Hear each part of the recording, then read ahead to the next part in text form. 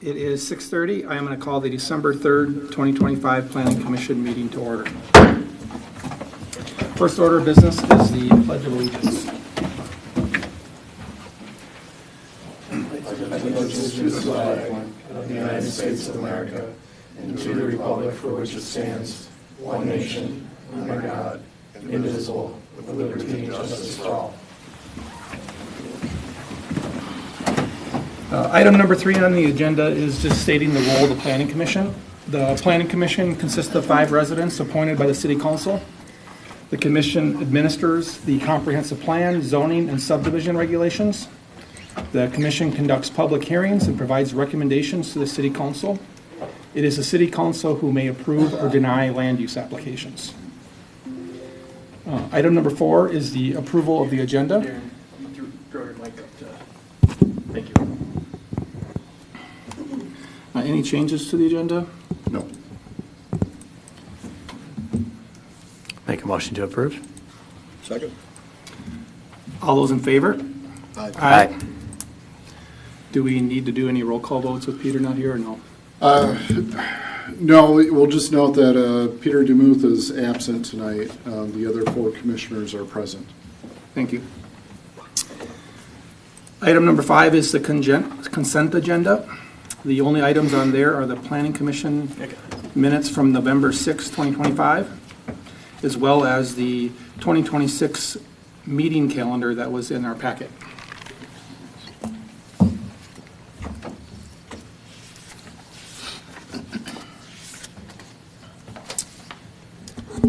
I'd move to approve item 5A, the Planning Commission minutes of November 6, 2025. Is there a second? I'll second. All those in favor? Aye. And then, John, do we need approval for the calendar? You do, We can just do it as another motion then. yes. Does anyone have any known conflicts they want to be made aware at this point? It's the only reason why I didn't add it to, I figured usually that. consent agenda is approved all at once. I just wanted the opportunity for him, if anybody had any conflicts with that. Yep. With the 2 circled dates, we're moving the July 2nd to July 9th, I'm assuming? Yes. Yep. I mean, I see no issues. I don't have any conflicts, as far as I I'll know. entertain a motion to approve that. I'll make the motion to approve. Second. All those in favor? Aye. The next item is open forum. This is public comments limited to 3 minutes for non-agenda items. State your name and address. No commission action will be taken, and items are referred to the staff. Is anyone here for the open forum? Come forward.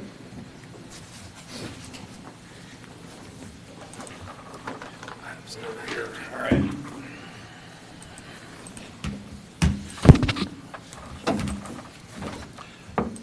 Tim Hutner, 13531 Balsam Lane. Right, tonight I would like to speak to you about the, Mr. Hutner, I'll just note that if it is an item on the agenda, there will be a public hearing where you'll be able to speak. This is for items that are not on the agenda tonight. it's on the agenda. It is on the agenda? Okay, yeah, so there will be a public hearing for any of those items on the agenda. So this is just for, the open forum is for items to be discussed that are not currently on tonight's agenda. So you will have an opportunity to come back up for the agenda item during that period. I'll be back. No problem. Is anyone else here with any non-agenda items? All right. Then we are moving on to the council update. Okay, so for the November 13th, the Board of Appeals, we dissolved and turned it into, I think they call it open book, but it basically reverts back to the county.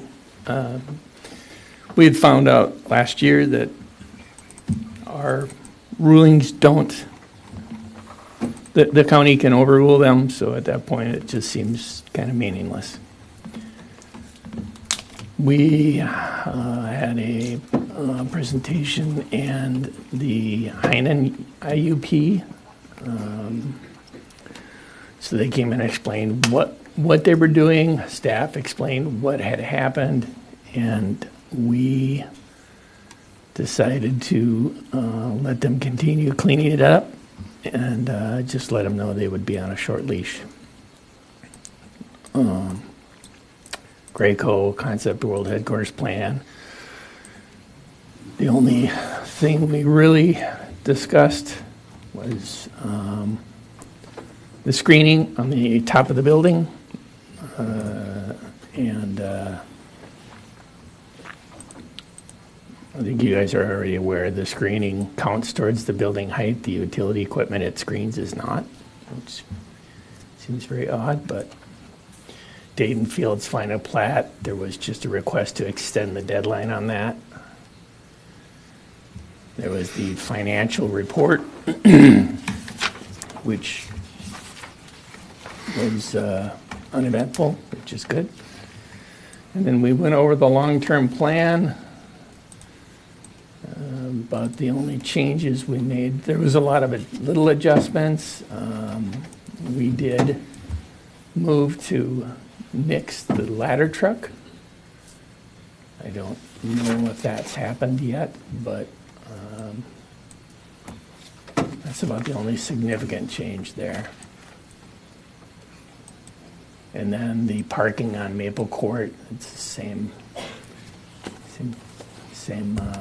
discussion you guys had. It would be, did approve no parking on that road. And then for the 25th, there was some discussion with Three Rivers on the properties that they think they absolutely have to have. So we decided to wait on those properties until they had a better plan in place.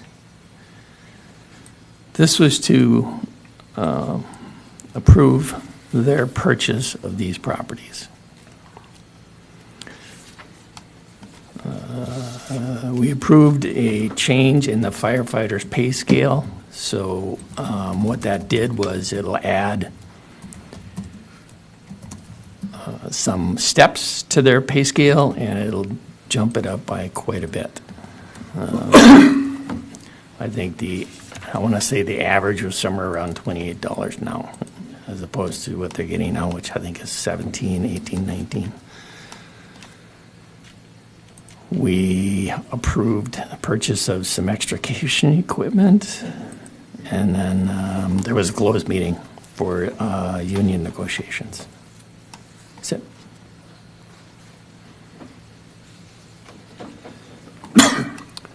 Any questions for the mayor? No. All right, thank you. Now we're moving on to item A, commission business. First item is item A, a public hearing for the amendment to an interim use permit for the home extended business at 15430 Brockton Lane North. Thank you, Mr. Chair, members of the Planning Commission. I'll just provide a little bit of brief background because we have two new planning commissioners since this was recently approved in February of 2025. Adopting resolution number 11/2025 allowed this property at 15430 Brockton Lane to have an interim use permit for a home extended business. The extent of the business is a staging area for an asphalt and concrete service company, including equipment, materials, and limited number of commercial vehicles on site. The overall site is 10.93 acres and is A1 agricultural. And the area for the permit is roughly 1 acre that surrounds that eastern accessory structure on the property. The city council approved this with an added condition to remove this existing drive aisle on the north side of the accessory structure, limited to, or basically by the end of 2025 was that time frame that was required. This was not a condition of approval. That was a part of the resolution that the Planning Commission saw. After deliberation at the City Council level, this was a condition that was added and then subsequently approved the resolution with that addition.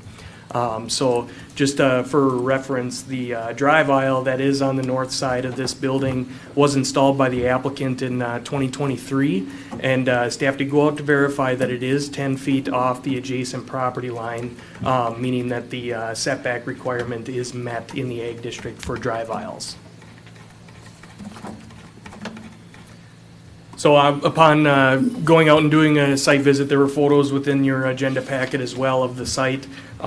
This is the delineated line, and then back would be the area that were to be removed. This connection point here, rough estimate obviously, would be the area that would have to be removed from the property by the end of the year. And additionally, this area was connected essentially from the existing end of the driveway by the home down to the property.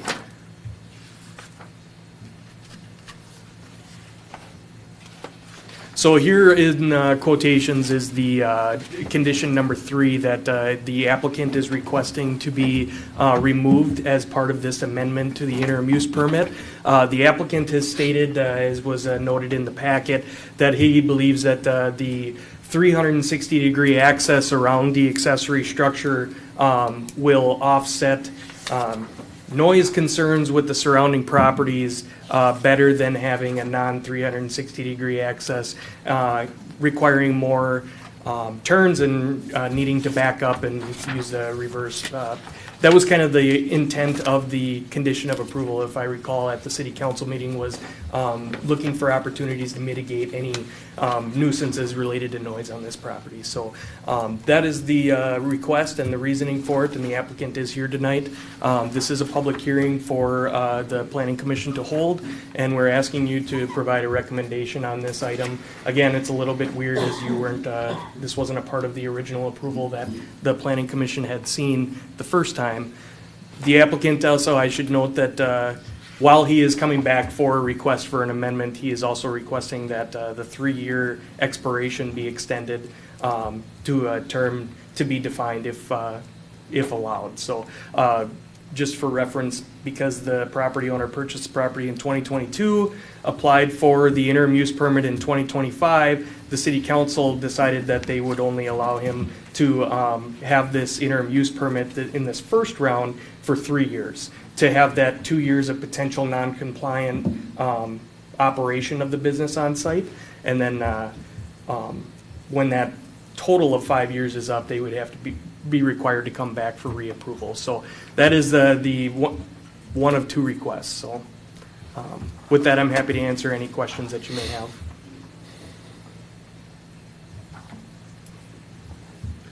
Any questions for staff?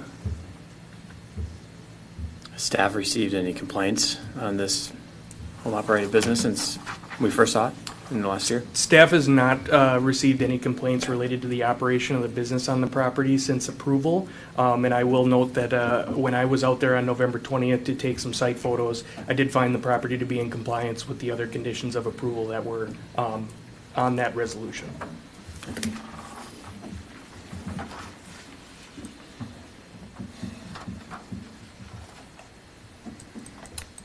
If there's no more questions for staff, before we open the public hearing, would the applicant like to come forward and speak at all?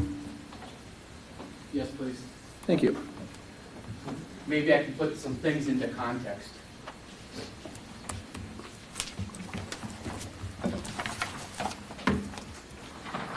Need me to state my name? Please. Okay. John Herbis with my daughter Justine. We live at 15430 Brockton Lane. Why, and this is my opinion, I can't speak for someone else, but someone on the city council asked me, well, first of all, you guys are scary. Okay? It's a good thing Peter's not here.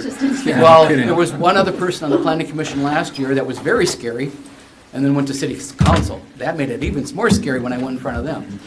So, yeah, public speaking is not my behalf. But one of the people that was on the city council asked me, what's the setback? And I said, 5 feet. I went and looked at your rules. He says, wrong. Agricultural, it's 10 feet. I'm going like, well, they don't put them next to each other. I'm sorry, I didn't look. So he asked me, are you 10 feet off? And I said, I can't lie, I might be 9.5.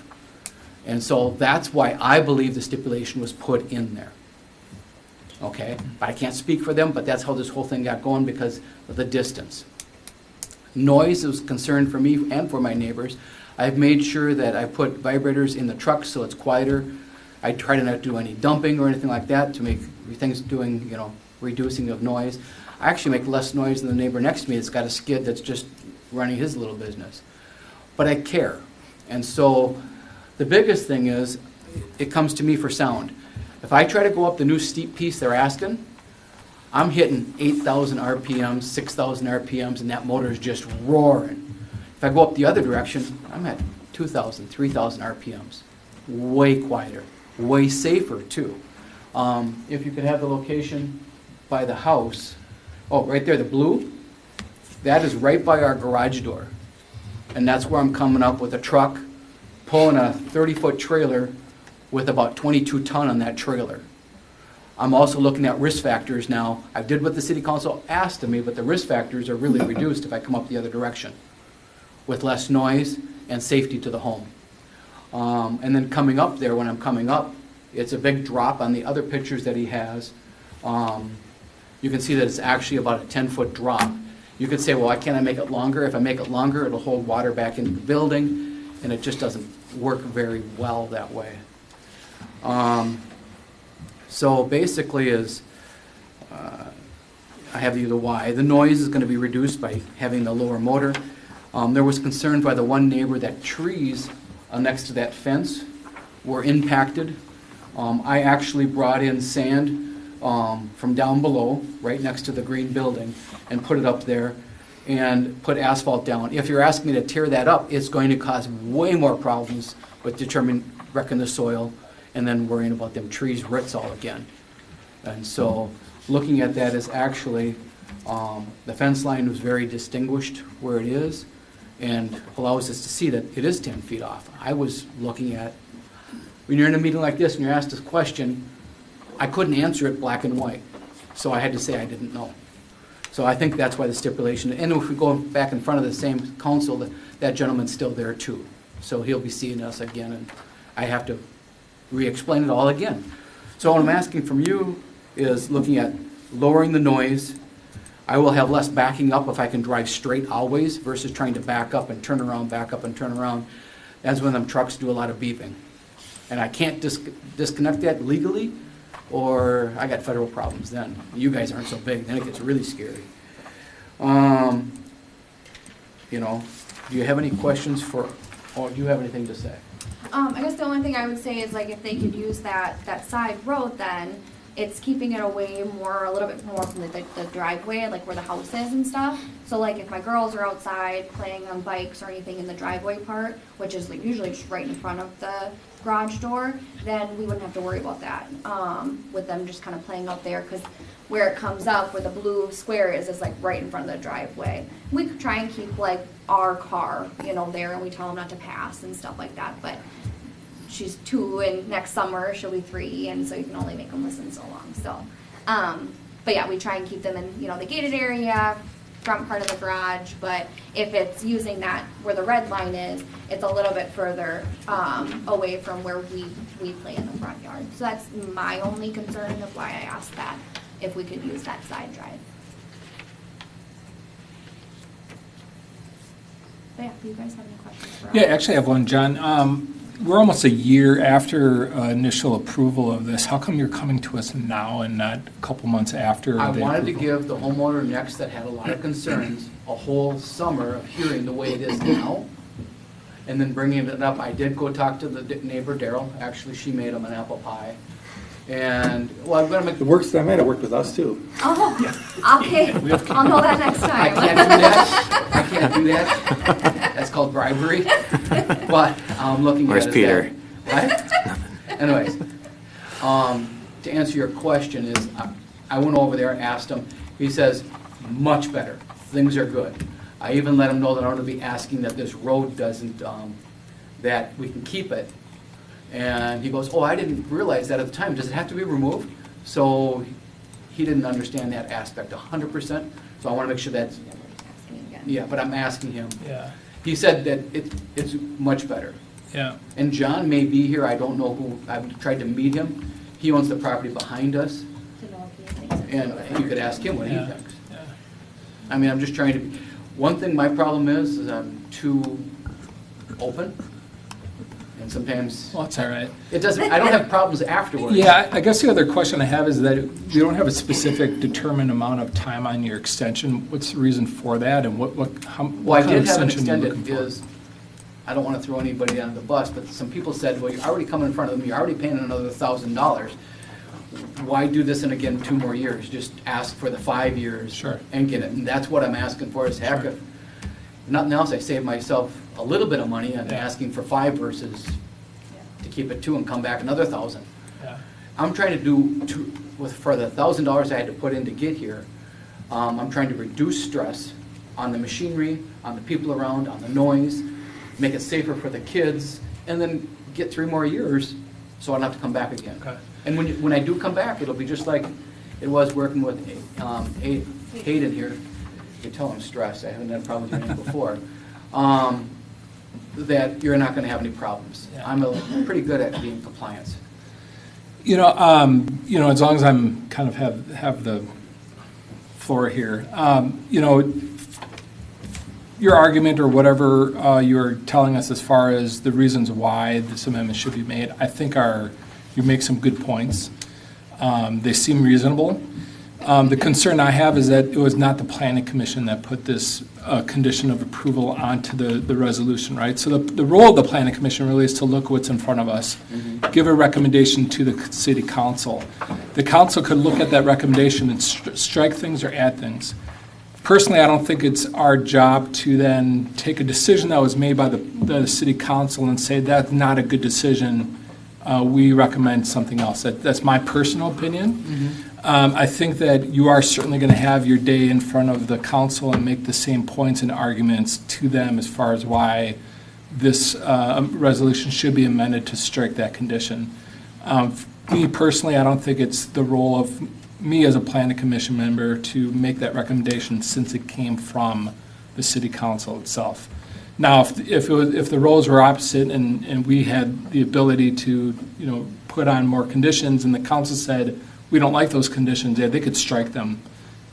It's the opposite way here now, though, is that they're the ones that made the condition. I'd feel a little bit not right on saying that they made a wrong decision back a year ago, and let them have the opportunity to listen to your argument and then make a decision whether or not to strike that condition I don't from the want to say they made a resolution. wrong decision either. It was just the decision at the time too, and that's why. It's still a decision. It's their right? decision. Yeah. I totally agree, and Yeah. I don't disagree with what they made Yeah. when they made it. But it's been a year now, and I'm hoping that we can sit in front Yeah. of them again and make a different And decision. if you can bring those neighbors or have letters written or whatever it is, you know, at that city council meeting, it's going to go a long way to show the council that there's no, you know, neighborhood opposition and, you know, you've been doing this for a year and nothing's been said or done, or we haven't gotten any complaints here at the city staff level. That's all going to help the argument. But that's just my opinion and my position on this, and I'll let the other planning commission members speak to Yeah, that. and the only reason I am here is this is the direction I had to go. Yep. Oh, yeah. No, So for sure. I'm- You have to go to us first through a public hearing, I get that, right? Yeah. But your day really is going to be in front of the council to, in my opinion, to make your points across. You know, I think the reason to have that removed, I think, was the uncertainty about the setbacks. And I think, you know, if you guys don't see a problem with the road, that would help clarify some things to the council. But And with what he had to say is the first time I went around, the road was never a problem. So I do meet all the requirements. Maybe I can ask of you is if I'm meeting all the requirements, it does meet what you guys request. I'm not asking to overturn anything, just to verify it does meet the requirements. That would go a long ways with me, Jeff, to help communicate with them. Yeah, for sure. I mean, yeah, if you're meeting all the setback requirements and the neighbors don't care, or, you know, you feel like you're making less noise, I'm in 100% approval and support of that. Again, it's the fact that the city council actually put that in where I And would that feel might have been my uncomfortable with telling them they should change their decision. But that's my opinion anyway. Yeah. And as our discussion continues, Commissioner Sargent, keep in mind that we do have to take action on this. So I hear you. unfortunately, we still got to make a recommendation. Any other comments? I don't have any questions for the applicants. I'm racking my brain for recognition of those meetings. I was not on the commission at the time, but I was at You were in the meetings. audience. You spoke. Yes, I I was. reviewed the minutes. I saw it. And the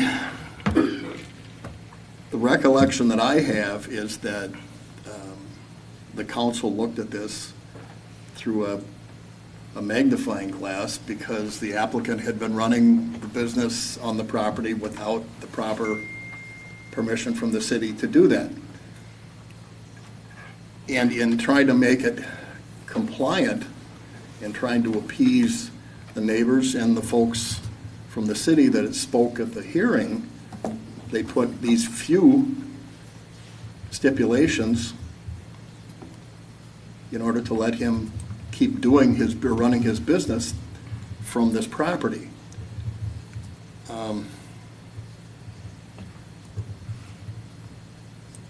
I have a hard time recommending that we step back from anything, or recommend stepping back from anything that the council put there in the first place, simply because I don't think they put enough stipulations on it to start with.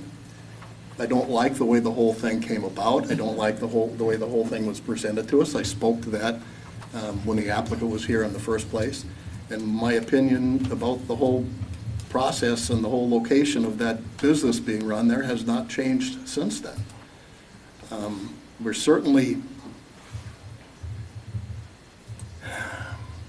We certainly care about the kids and the property. But from my perspective, it's your property. You decided to run that business on that property. There are your kids that are on that property. It's your responsibility to make sure that those kids are safe if you're running a business from that property. And they will be. And I don't know that the city should be making And I guess that's. making exceptions based on a decision that you guys made, and you guys put them in that position. So the other part with the driveway that I remember was that part of the driveway was paved, and in the pictures we can see part of it paved, and that was part that was done, paved driveway with no permission from the city to do it in the first place. And I think that might have played a role. I can't put myself in the minds of the city council members at the time, but that may have played a role in why they wanted it removed, because it was never supposed to be there in the first place. You never had permission to put it in. Now you're asking to keep that, right? Just a point of clarification, Commissioner Grover, I will note that the city has not issued driveway permits in previous years until 2025, when we included it in the fee schedule. So there was no permit that was even able to be applied for in regards to driveway expansions or anything like that. So I just wanted to point that out. Though there are still standards in the code that are required to be adhered to. I have came to the city each time before I bought the property. I came to the city and asked different questions. I've got sometimes some different answers. All I'm looking at is when I came to the city the first time, my property was zoned multifamily. I come back to the city council the next year and it's been rezoned and we've never been told. Just a point of clarification, he's referring to the land use guidance in the 2040 comprehensive plan. In the 2030 comprehensive plan, Yes. This area was guided for multifamily residential, and then in the 2040 had changed to single-family residential, so not related to zoning. Okay, I apologize for my misunderstanding for terminology. And wasn't that, And then I thought it was mixed use, or was that what we called it then? Because my understanding was, way back 15 years ago, the intent was to have a commercial area there. Yeah. Because there was going to be a Crow River crossing, blah, blah, blah. Right, and off the top of my head, I can't recollect whether that commercial or mixed-use area was to the north of this property specifically, where Right. this was multifamily. But the fact of the matter is that it was guided something different than single-family Yeah. residential or low-density residential before the last plan was adopted. And then, sir, as well, as I did come to the city, and I kind of got the answer of, if it doesn't cause problems with anybody, you don't have to worry about it. So I did come and ask good questions before I even bought the property.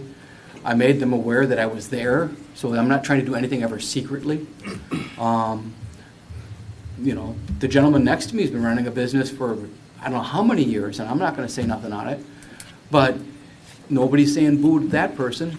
But you were right. I was underneath a microscope. complaints. It was I was sweating in this chair just because I was trying to do the right things. And when I found out, he asked me, are you 10 feet off the lot line? I couldn't answer because I didn't measure because I thought it was 5. I just extended it. Coming spring, I found out that I did it right. And so the why I did wait is I wanted to make sure that things are good with the neighbors. You can't just say it's going to be good, you have to prove it, and I've proven it.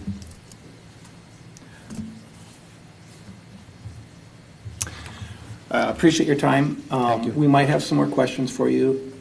We're going to open the public hearing now Yes. and then go from there. Thank you. It is 7 o'clock, and we are going to open the public hearing. Is anyone here to speak on this matter? If so, please come forward. Anyone online, Hayden? If there is anyone online, feel free to use the raise your hand function and we will unmute your microphones. And just to clarify, the neighbor that was here the first time, Daryl, have you had any feedback from him regarding the operations? I have, in terms of inquiries or him reaching out directly to myself, I have not received any correspondence from him. I will say in the reverse, I have not directly reached out to ask questions to the adjacent property owner. So that, yeah. I would encourage the applicant, like Commissioner Sargent said, is getting a letter or him to come to the city council meeting, I think would be a good idea. If no one's here to speak on this, we're going to close the public hearing and open it up for discussion amongst the commissioner members. I'm going to provide a little context because even though Keith wasn't on the commission and he was here, but I do recall Peter and I specifically talking about relocating like the council suggested, but Peter and I backed off the idea pretty fast when we looked at the topography. And that's why I think that had a big role in the planning commission. This is a tough one for me because in general, I'm just not supportive of these type of businesses in Dayton. Not so in a more of a residential neighborhood next to a house. Like if I lived next to that house, maybe it'd be no big deal. Maybe it would be a big deal. And I just think we're opening a can of worms of if we allow too many of these, especially when they're that close to another residential house. And so it's a tough one for me from that perspective because I was against it to begin with. So it's hard for me to weigh in on what should we do now when it's more of an amendment. And I do apologize, I didn't include any slope calculations for the area that the driveway addition was there, but in your packets, I think it's pretty explanatory that it's steeper than what is existing out there. And I do understand the applicant's points about this will likely create less noise, in particular with no backing up and less RPMs going, if you can go up a more gradual slope than a steeper slope. So I do understand the applicant points. So from that perspective, it actually might be less harmful, and that's where, you know, I could see why we should. I could see why to make it less harmful, why to recommend it to the council that that requirement be stricken, because I do see that point. Yeah, I think we have businesses similar to this around the city that don't have the proper applications or approvals to do what they're doing, and doesn't mean what he did. Doesn't make them right, or Yeah, it doesn't make anybody right or wrong. Well, it makes people wrong, but the applicant's here trying to do things the right way. Whatever circumstances brought him to the table, he's here. He's been running his business for a year. It would be great to hear from the neighbor to understand how they're feeling. There were some pretty direct direction with regards to hours of operation, number of trucks, the types of trucks, where the storage can be, all that. So if they're complying with all that without complaint, I feel like they're doing what we've asked of them. The photos, I have not had a chance to walk the property, but looking at the photos, I mean, this one, it's a pretty drastic hill that we're seeing here going up towards that garage, and I would agree that making continuous loops without backing up, I would prefer that as a neighbor to not hear backup beeps. If the fence is compliant at 10 feet to the setback, I don't see the harm in having a road adjacent to that fence since it's fully screened. So also do understand where you're coming from with regards to overstepping the city council, but I feel comfortable with hearing how things have been going, report from staff that I think this is a reasonable request.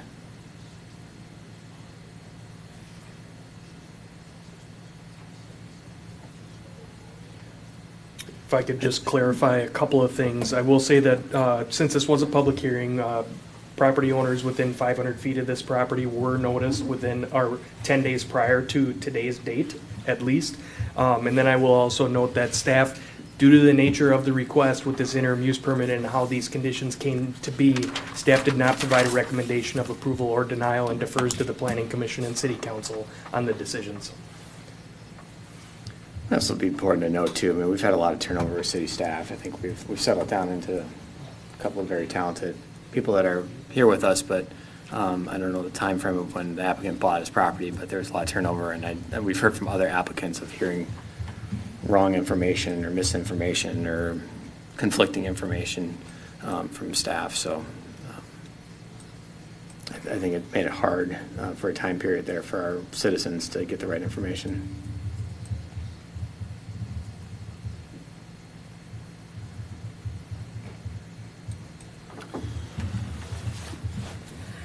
Anything more to add, Keith? Just one thing that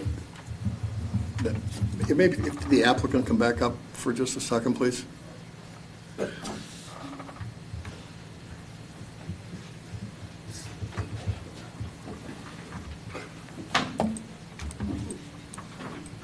That you've talked about they're leaving that driveway there and that enabling you to do less backing up, beeping back up. A lot less. Nobody likes that, right? Correct.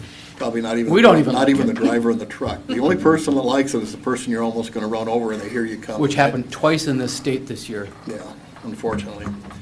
So how do you see your vehicles moving on the property if the city removes that restriction from your permissions? Well, I want to have a conflict of everything coming up on a straight hill. Right, the one that's next to the house. Can you pull that one up, Jade? The one looking up the hill from the...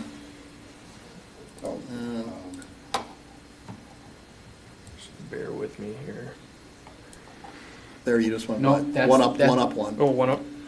There. There. That's the hill you're talking about that's Yeah. difficult to climb with the trucks? Yep. So would you still use that part of the driveway? If the city council wants me to use it to enter with just vehicles, yes. If I go back to using it with a truck, it's going to be loud. If I don't have a choice, I don't have a choice. I'm proud of my 2-year-old granddaughter, though. She hears the trucks, she's been trained to go into the garage. Well, no, you got to do something for safety. But as There I'm, is a road, so, it's been there. that's here, that they can go down. This is just where they would have to potentially go up, because they can't use the one around the barn. Can you go back to the original the slide that we had up? If you don't mind, can you maybe walk up there and show how the current circulation works on the site and what it's going to work like if you're allowed to use that driveway, just so we all have a clear picture? Coming in this way would be the coming in. I can go this way, or I can go this way with the big machinery. Parking everything over here so that it's not next to the neighbor, as has been asked, as we can actually see in the pieces. When I'm coming out, if I'm coming up this high ridge here, and I actually have to have everything come through here, it's like, I can't back up a 2,200-ton trailer straight down a gravel, semi-paved. That's another thing that got me in trouble. I apologize. I said it wasn't paved because it's patched with different asphalt and millings. Paved, I look at it beautiful like a street. So I do apologize to the city council at that time you were at, because I said it's not paved. It's patched with a whole bunch of different pieces of asphalt. So coming up this, I have to, there is a piece that was already here, as you can see, that came in here. We can go out that way, but as I'm coming up, it's gradual, okay? That's how I'd have to do it. Coming in this way, I'm screaming that motor. So everything then flows all the way out, each direction. I don't ever have to back up. So John, If you're allowed to keep that north drive, If I'm allowed do to you, keep it. if you're allowed to keep If I it, do you have to, will you Then I use that can. hill at all if you are able to keep it? What? If you're able to keep that red north drive, Yep. will you have to use that hill at all for your trucks? I Or won't have to. You won't have to? Yeah. Yeah. Okay. But if I'm told to keep it, I'll do what I'm told. Right. Yep. But it would reduce risk a lot. The hill's a problem going out and in. Correct. When I come out with the truck, I come. Out has gotta be, yeah, even harder. And it just drops. Out, you just have to ramp up. And when it to the ramps road. up, I can't see, when my truck's coming up here, I can't see from here to about here, anything underneath that truck. And like you're right, it's my problem, my property, but I'm trying to do everything, from the beginning, I've tried to do everything right. In fact, I don't know, Hayden's right there. I keep some of my trucks in that still in Maple Grove at my old house. And Hayden called the city, is there a problem? Because I went to the city, asked them, they said, no problems, no problem. So when I came here, I got the same response from up front. I didn't get to talk to Hayden at all or anything like that. But now I find out I had to come here, so I came here right away willingly. And then also had, as soon as they started getting the papers sent out, that's when I had an angry neighbor. Until then, it was fine. Okay. Any more questions for the applicant? Nope. Just I mean, wanted to understand the route that you're No, planning on using. you should, because it's, you guys are deciding on this. Yeah, thank you. Thank you.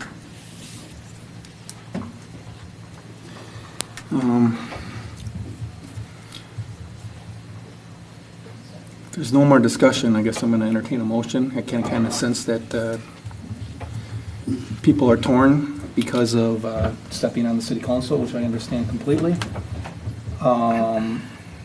But we have to move on. Yeah, exactly. But we need to move on. What? So, You want me to? well, you're the one that have your mind Yeah. made up. Yeah, I mean, should we talk about the terms of the length of the IUP first? You know, Before we make a motion? Or should we do that separate? no, I think we should, yeah, good call, Paul. Yeah, we should talk about the length of the IEP. Is there concerns about extending it from anyone up here? Mr. Sergeant? No, I mean, I think that potentially what we should do is have two separate motions tonight, one for the extension and one for the amendment, right? So, as far as the extension, I don't have any problems with extending it. It seems like it's a reasonable request. And if It there is makes a- sense to me, so I have no issues with I it. I would agree with that and say that the, not with your context or your, obviously, your thoughts on the decision, but more so the two separate motions only because the term was undefined. Yeah. And if we did extend it, same thing applies, that if for whatever reason this property was in violation, it would get revoked anyway. So extending it's not the end of the world. Yes, the property is subject to an annual inspection to make sure that they remain compliant, and that is an annual, it's not ongoing or anything like that. And the way that the IUP, the interim use permit language in the zoning ordinance is written is that if we found that there were conditions of approval that were out of compliance on site, they would have 60 days to correct that. We would go out there and verify, and then it would essentially kind of restart that process if they were compliant, so.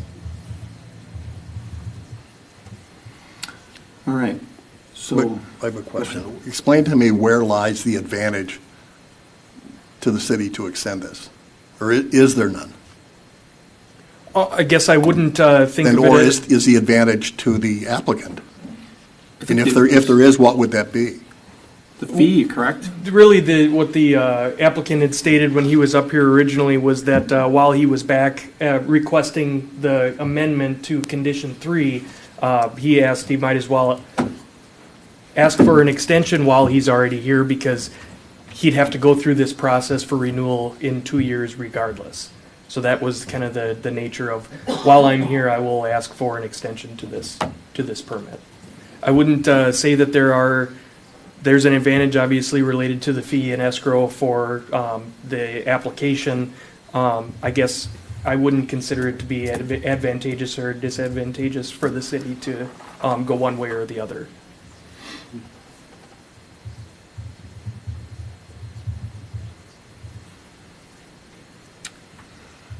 So if there's no more discussion, I think we need a motion, two different motions, so let's start with one of them.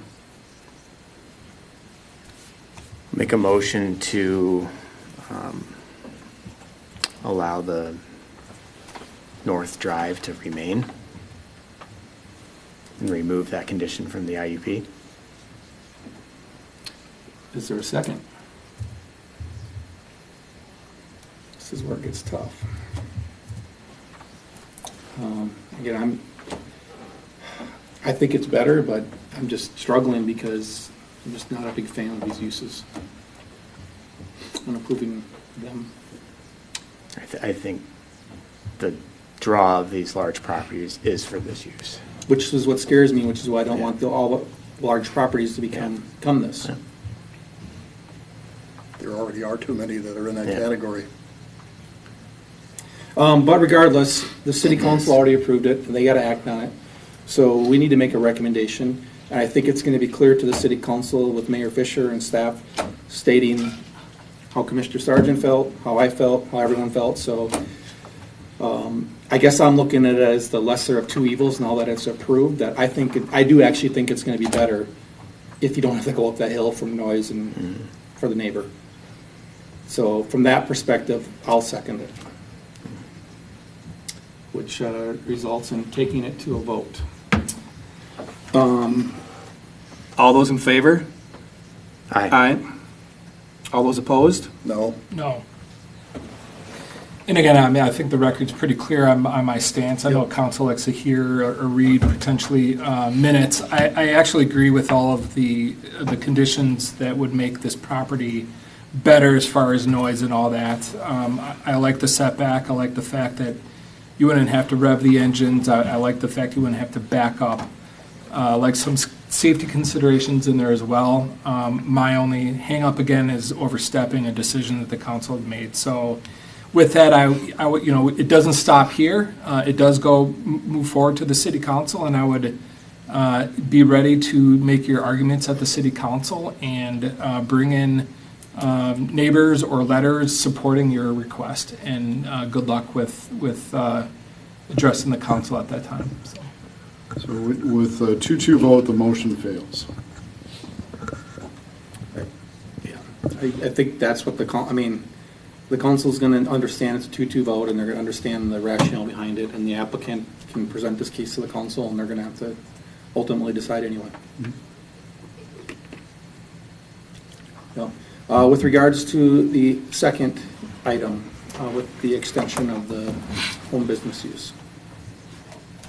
I would make a motion to approve the extension of the IUP at the property. Obviously, right now, we don't have a date determined or the extended amount of time determined. I think that's something that should be clarified at the city council level, but I don't have any issues with some kind of extension. So I would make a motion to recommend an extension to that IUP. So currently, there's 2 years left on it. I think that it'd be good if the planning commission made a time frame, whether that's 3 more years, whatever it may be.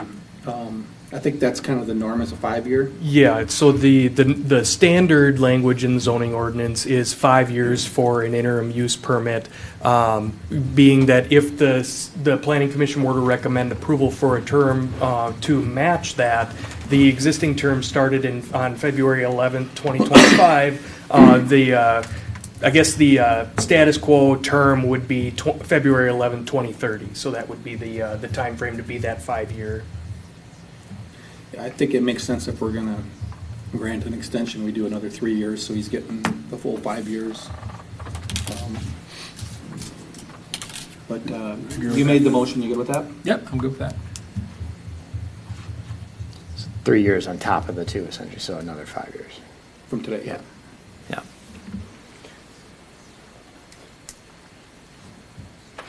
There's a motion on the table, I need a second.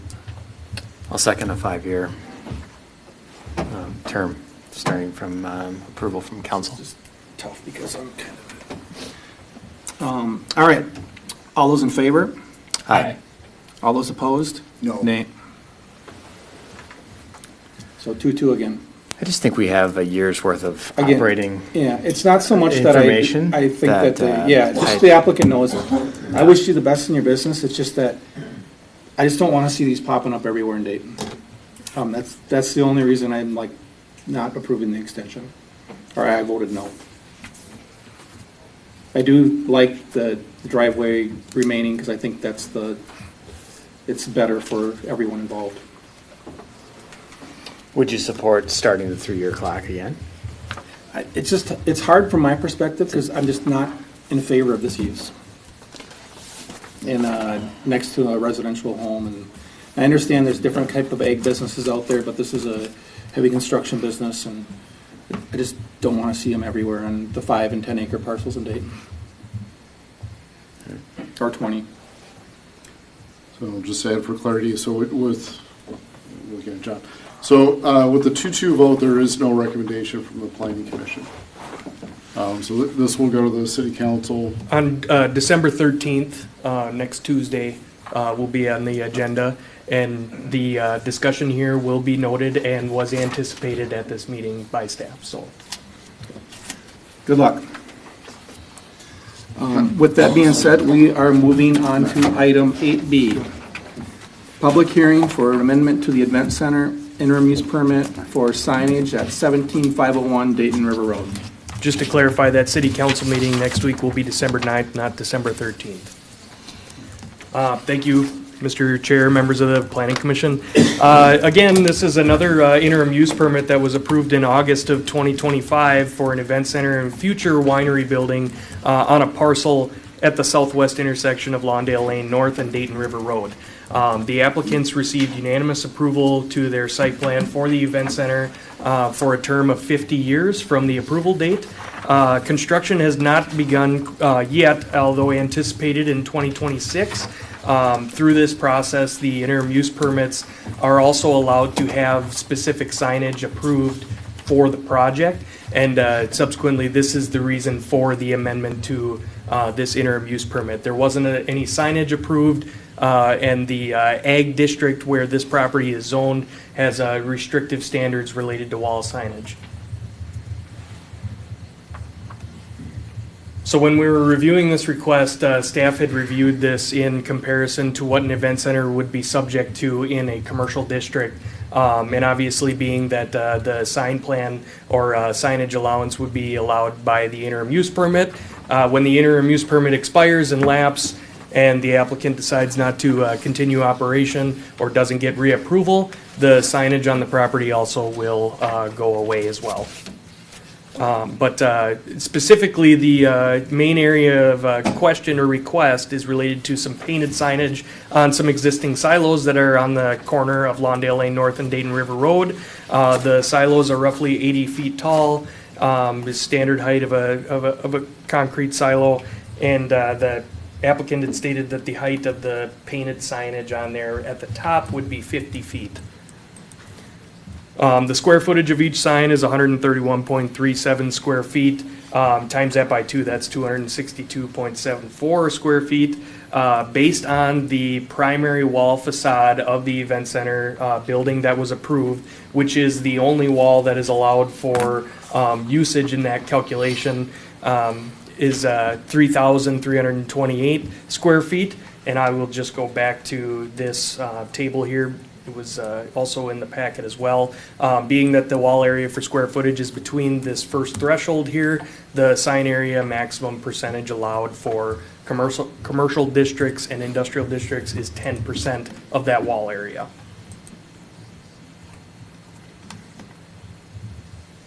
So a couple of things here related to this is that the proposed signage on the silos meet the commercial district code standard that this is being compared to, and as well as offers some additional sign area for the applicant to utilize on the building itself and potentially the winery building as well.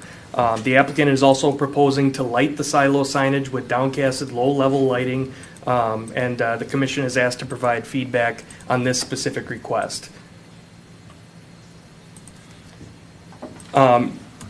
In terms of this being an interim use permit and that the signage is only limited to the extent of the permit itself, staff does recommend approval of the proposed signs on the silo area as they are consistent with the code standards, except obviously this is an ag zoning district with a interim use permit for a commercial operation on the property. So staff would essentially have a condition of approval related to this that would limit it to that 332.8 square feet threshold.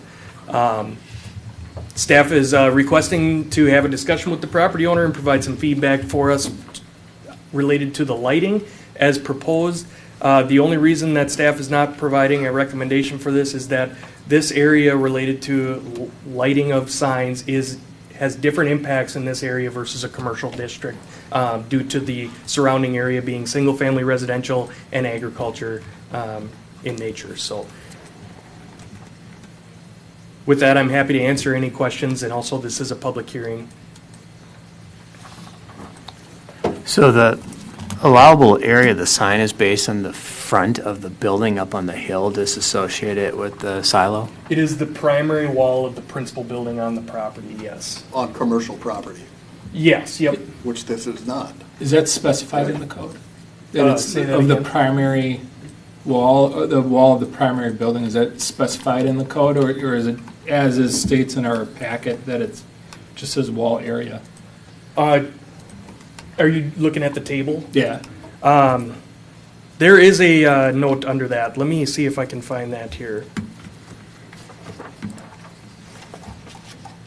Seems like it should be based on the size of the Whatever silo. wall is being, the That's sign's being yeah. affixed to, correct? So you take the size of the silo, and now we can't make up code on the fly, obviously. No, exactly. That's why I wanted a clarification on that. But the I mean, silos. it seems to me that that the signage being proposed is going to be adequate for the applicant. I think that they're okay with. One of the questions I'll have a question for the applicant is what happens when you run out of signage, right? And so they want to do more signage on the building, so on and so forth, and all of a sudden 70 square feet doesn't cut it. So, but I just want a clarification on what the code says specific to the amount of wall signage you're allowed. So here, the subsection A here above is the primary building facade shall be calculated using the width of the first story exterior wall. Because there isn't a distinction between whether it's the accessory structure or the principal, staff made the determination that the square footage area that we would utilize for this specific project would be the principal building. I would just also note that if we were to utilize or go about it the other way, that obviously it would increase that allowance for signage on the property as a whole. And I will just to clarify, Commissioner Grover, related to your comment about commercial property, it's more of a question of the use in general on the property, which is the way that we are reviewing this, rather than this being an agriculture property as a principal use. The principal use based on the interim use permit that was approved is a commercial use. So that's why we would tie the commercial signage to the interim use permit term. Again, what confuses me, and maybe just because I'm just new to this process, is why this stuff keeps coming to the city or to the planning commission and then effectively on to the council in these piecemeal pieces. I mean, first you come with the discussion of the winery and the things that the council put into place in order to make that happen, the transportation in and out and such. And now we get 3 more steps down the road. Now we're talking about a billboard in an area where people live. I mean, how many other event centers do we have in the city right now? Right now, there's 3 in total, 2 in operation. This will be the 4th. 4, I guess. This would be the 4th. I caught it 4th, so this would be the 4th, right? Yeah. So are we to assume that everyone that's running an event center is going to want a billboard that you can see from 4 miles away? A lighted billboard? In an area that may be an area that's not where people think as commercial properties are going to be? Is that what we're to assume? Because I just see this a real slippery slope. Not necessarily an assumption of what the other businesses would want in their interim use permits, but also if they were to request any type of wall signage on the property, they would have to go through this similar process as well. The applicant is here to speak as well about the reuse of the silos that are no longer being used for what they were originally used for. So, yeah, it's not necessarily creating an assumption and allowing other businesses to do this, but this would be the process they would still have to go through. It's a little hard for the city to say somebody else can't do it when you give one person permission to do it, right? And we're setting a precedence by doing this. We're looking at this as a commercial operation and what would be allowed in a commercial district for signage. Right, which it is not, so. And it certainly isn't to the people that live around there. That's why you have the public hearing process, right? Get the input of the surrounding neighbors, and you have notifications sent out, and public hearing process to get their input, which is why we're here tonight. So, yeah. Are there more questions to staff before we bring the applicant forward? Is the signage ordinances in our code only specific to commercial properties or just to businesses? It addresses all zoning districts. Yeah. The reason for the interim use permit amendment request is related to the language within that zoning ordinance that allows for the city to adopt or allow for a specific sign plan for a property, essentially offering some of that flexibility within that interim use permit allowance. Yeah. And then just to clarify, the code doesn't specify or doesn't restrict the number of signs, just the amount of square footage of all the signs together. Correct, Okay. yes. The number or quantity is only specific to freestanding signs. Perfect, thank you. In general.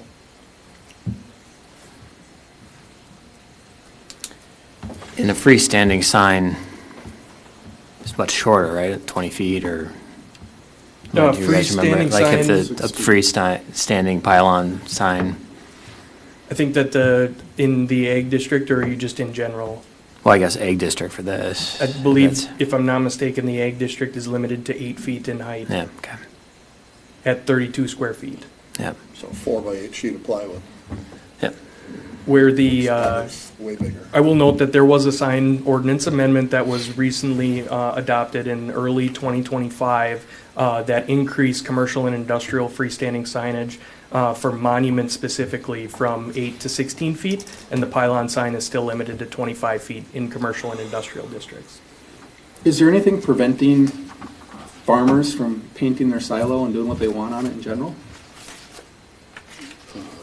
Other than, Well, yeah. it would- Putting it'd their just be initials as- on there. could be Yes. Initials, could be, Commissioners, yes, there is. I will say that, again, the separation between commercial signage and non-commercial signage.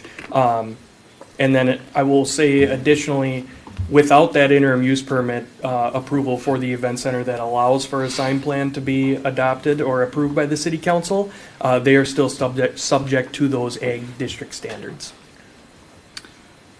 I think as the commission has known, it's difficult regulating signage of what is a commercial sign versus a non-commercial sign. So if I had a silo and I painted a quilt. smiley face. Well, smiley face, is that a commercial? No.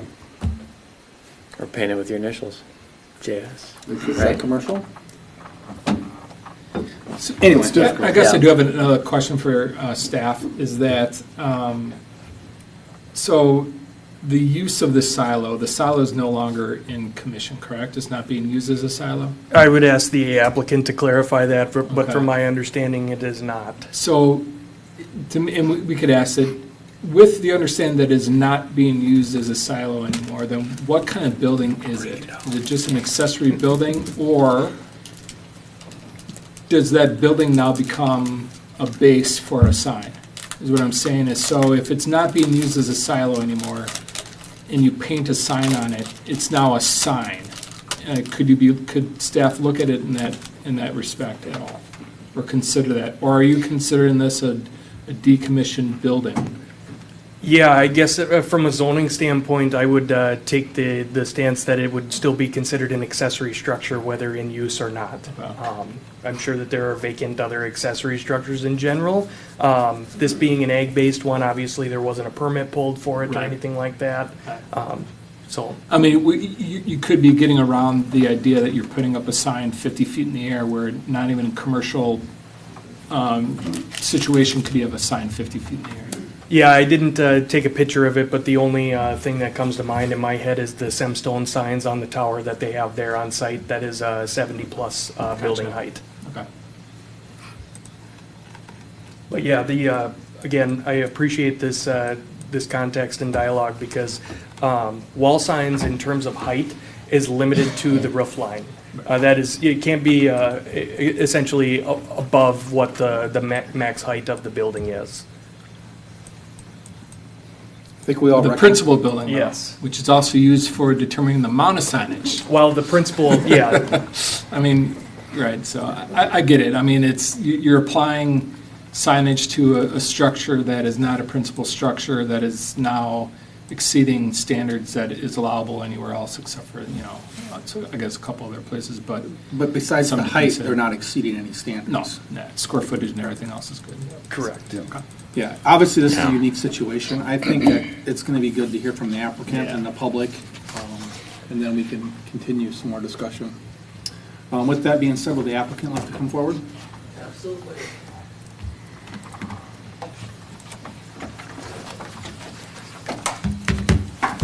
Jack Burnens, 17440 Thicket Lane, Dayton, Minnesota.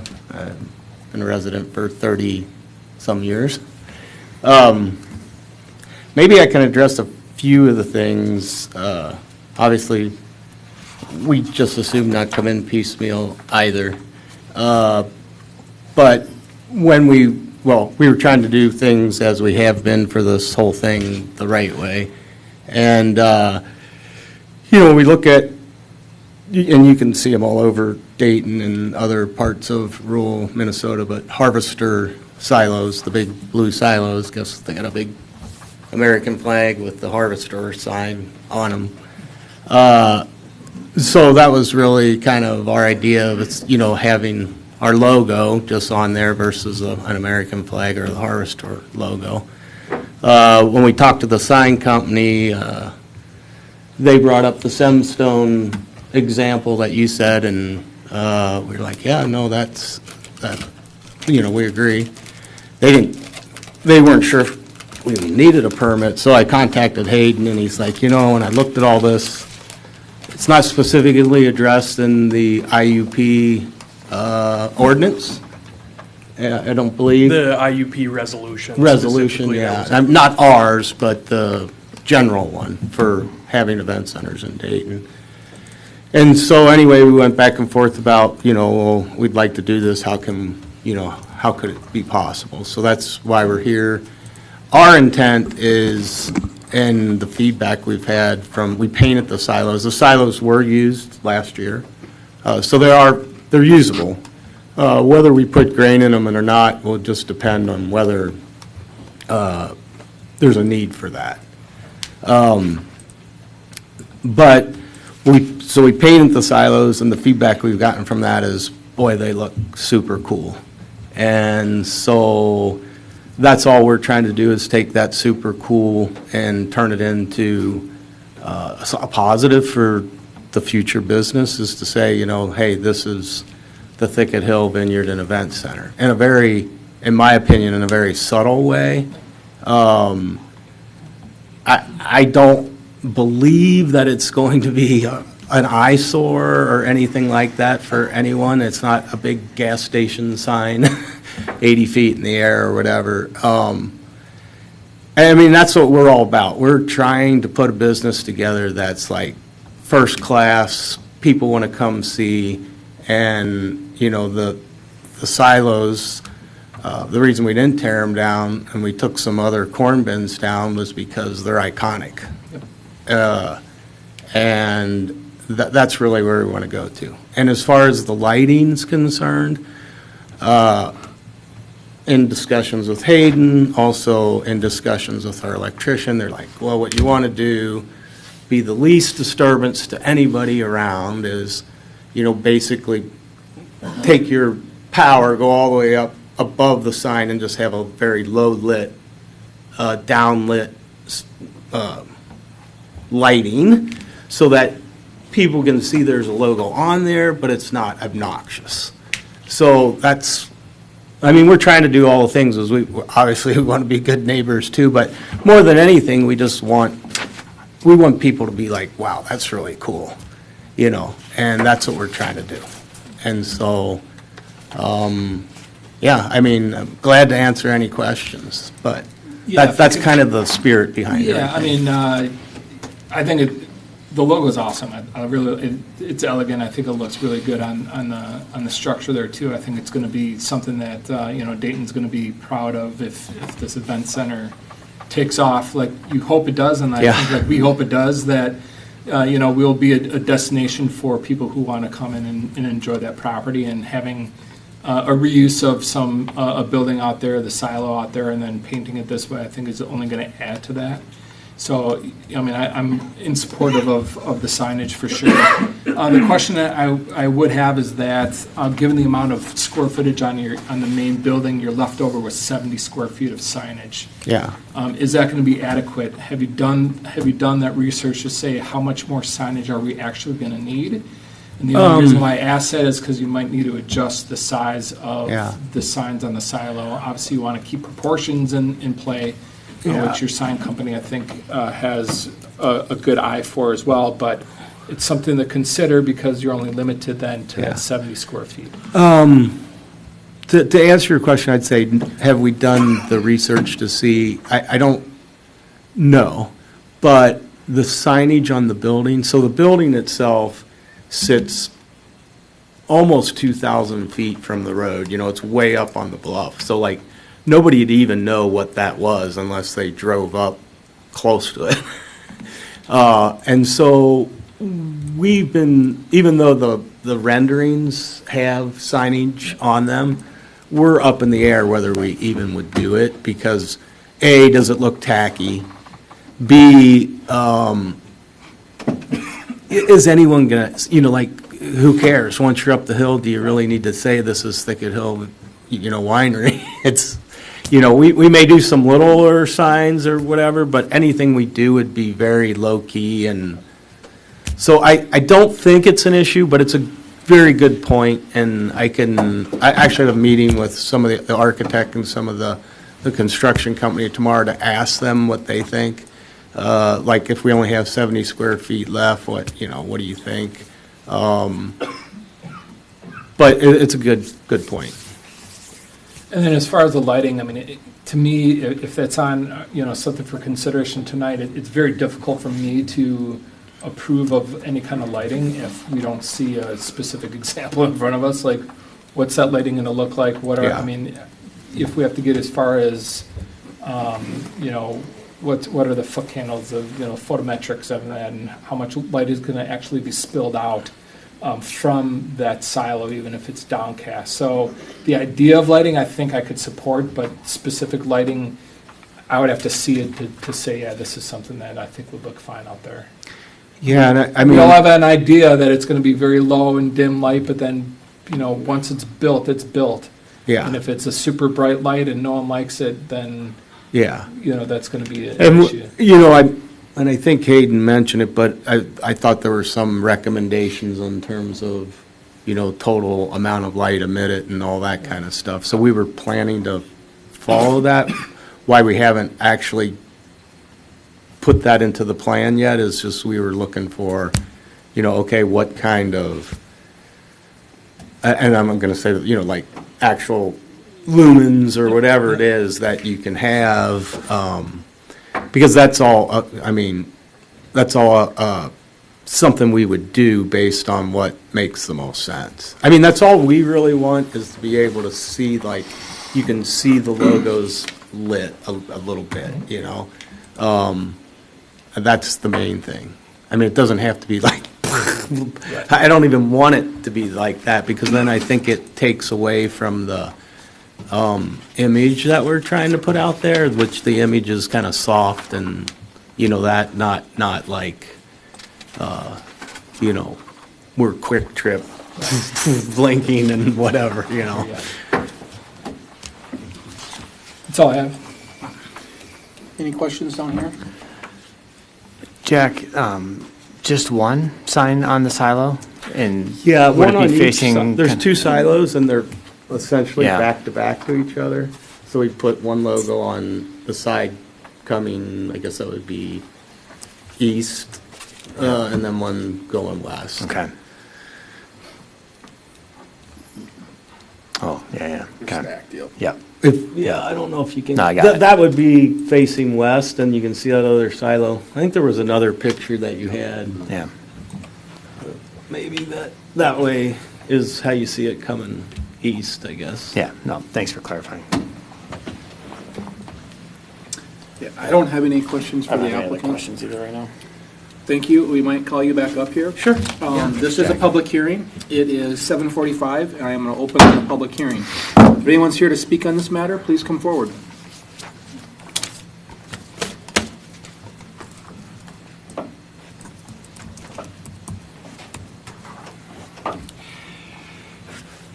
Not like you would want to beat a dead horse on this sign ordinance, but we've played this game. Hutner, 13531 Balsam Lane North. We've had this discussion as an EDA, and we've had this discussion as planning. I understand Jack is setting this up, and I get it, but you are always talking about a casting lighting down. I got a suggestion that might be a little different. How about if Jack cuts those out of the silo, backlights it so it's backlit, and there is no external lighting for this, and it's turned into a art instead of a sign? Then what do you do? Is it a sign then, or is it a silo with the letters missing? But if you look at it, Silo with you holes in it. you look at the side, and you'll see that it's literally non-casting at all. It's a glow. I don't know if you've ever thought about that. Not really. Yeah? I don't know if we could cut the silo. Yeah, I don't know structurally if you could. Maybe you can. I mean, there are backlit signs. Well, right? you can keep your build main a- structure in place. Yeah, you can do a standoff sign with, Backlighting is going to be way more passive than any type of uplight, downlight, sidelight, cast light. Again, in our sign ordinance that we've built with how many pages now? Is it 22, 28 pages when it was? We'll never cover every case. We can't, well, he cuts them out and calls it art. Now what? And he can backlight it. Still a sign. that's still a sign. Now, he wants to bring his business to our city. As an EDA chair, I would highly recommend that he brings that income to our city. The locals get to see it. And someone was bringing up the point where, do you want to see that the whole time as you come into a city? I mean, is it an eyesore? It can be less of an eyesore if it was just like backlit. But my point being is, he wants to do this in our city, and it creates is that a commercial spot now? Well, I mean, the use of the land is commercial, the land is agricultural, but. So it's no longer I-1, it's commercial. And it's an event center?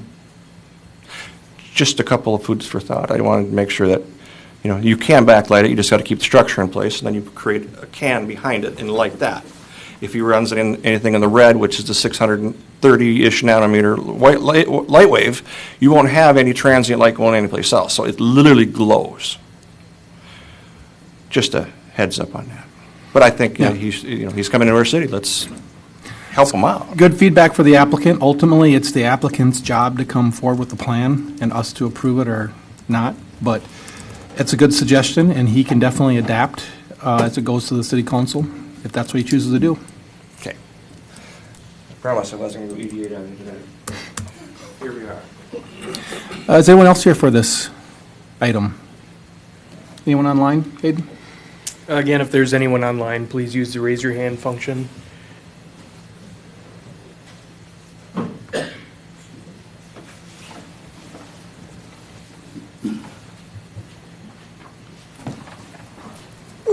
Hello, my name is Philip Frederick. I live at 17881 Dayton River Road, and which is just a stone's throw from this area.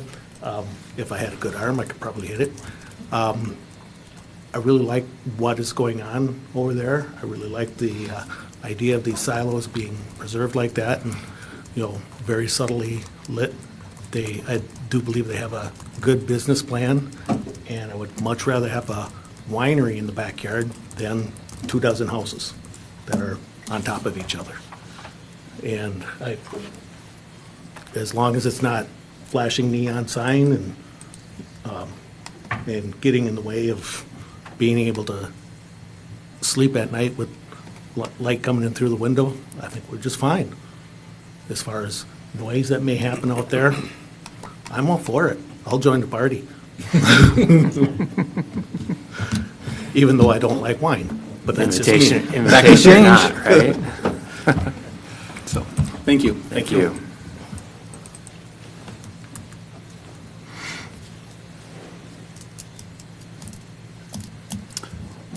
Yeah, if there's anyone else on this matter, please come forward. All right, it is 7:50, and I am going to close the public hearing. Discussion on this item. Well, my record stands that I'm pretty anti-sign usually. But, I mean, this complies with what the city ordinances allow for size. I think it's a good use of the side. I do like the silos. I commend you for keeping them and the whole idea of maintaining the rural feel of Dayton. That's it, right? Like maintaining the silos right along the road. I kind of went down a similar mental path as Commissioner Sargent too, about like, they're using the silo now as to make the sign taller and everything. But I think that, we don't, if it is still an accessory structure, which I would agree with that interpretation, that we don't say where on the building you have to put the sign. We don't have a limit, right? I mean, our tall warehouses, they put the signs at the top. Sunstone, you put the sign at the top. I think the proportion of it is good. I think it is simple and classy, so I don't have an issue with it. The lighting, I 100% agree, soft lighting from the top is the way to go. It's just, I think there's still reservations on what that really looks like. And it's hard to just say soft lighting because it's different for everybody, right? So it's like you kind of need some hard proposal for what that really is. But, I definitely wouldn't want it glaring too much. I mean, it is a darker road driving, and you don't all of a sudden want something really bright distracting your eye with the deer activity and other critter activity on this road. So something subtle would be nice.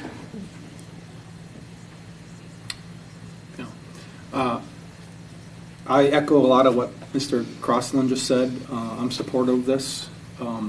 I think I want to see this business be successful for many reasons, and I think signage is important for the success of a business.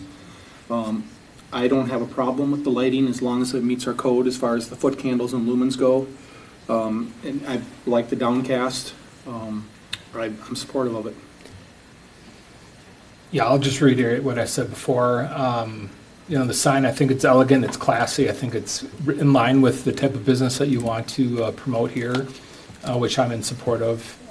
Again, I think the use of signage is perfectly fine on the silos. And I'll reiterate what's been set up here as far as the lighting itself. Downcast lighting is obviously, preferable, meeting standards of the city code as well, and as dim as you can to get away with actually illuminating the sign is what I would suggest or hope for. But as long as it's meeting city code, I think that lighting would be fine there too. Commissioners, if I could just offer a couple of thoughts on the lighting for the signage, is that as a part of a condition of approval, if the motion were to be made and adopted, could be requiring a photometric showing that the lighting from these proposed lights would not exceed 0.1 foot candle at the property line, which is consistent with just standard building lighting in commercial and industrial areas. So we could add that as a condition of approval just to verify that. As well, I will also note that in the public nuisance code, there is a requirement that if glare was found to be trespassing onto the road and causing potential safety hazards related to drivers, that would be addressed with the nuisance code, and they would have to resolve that.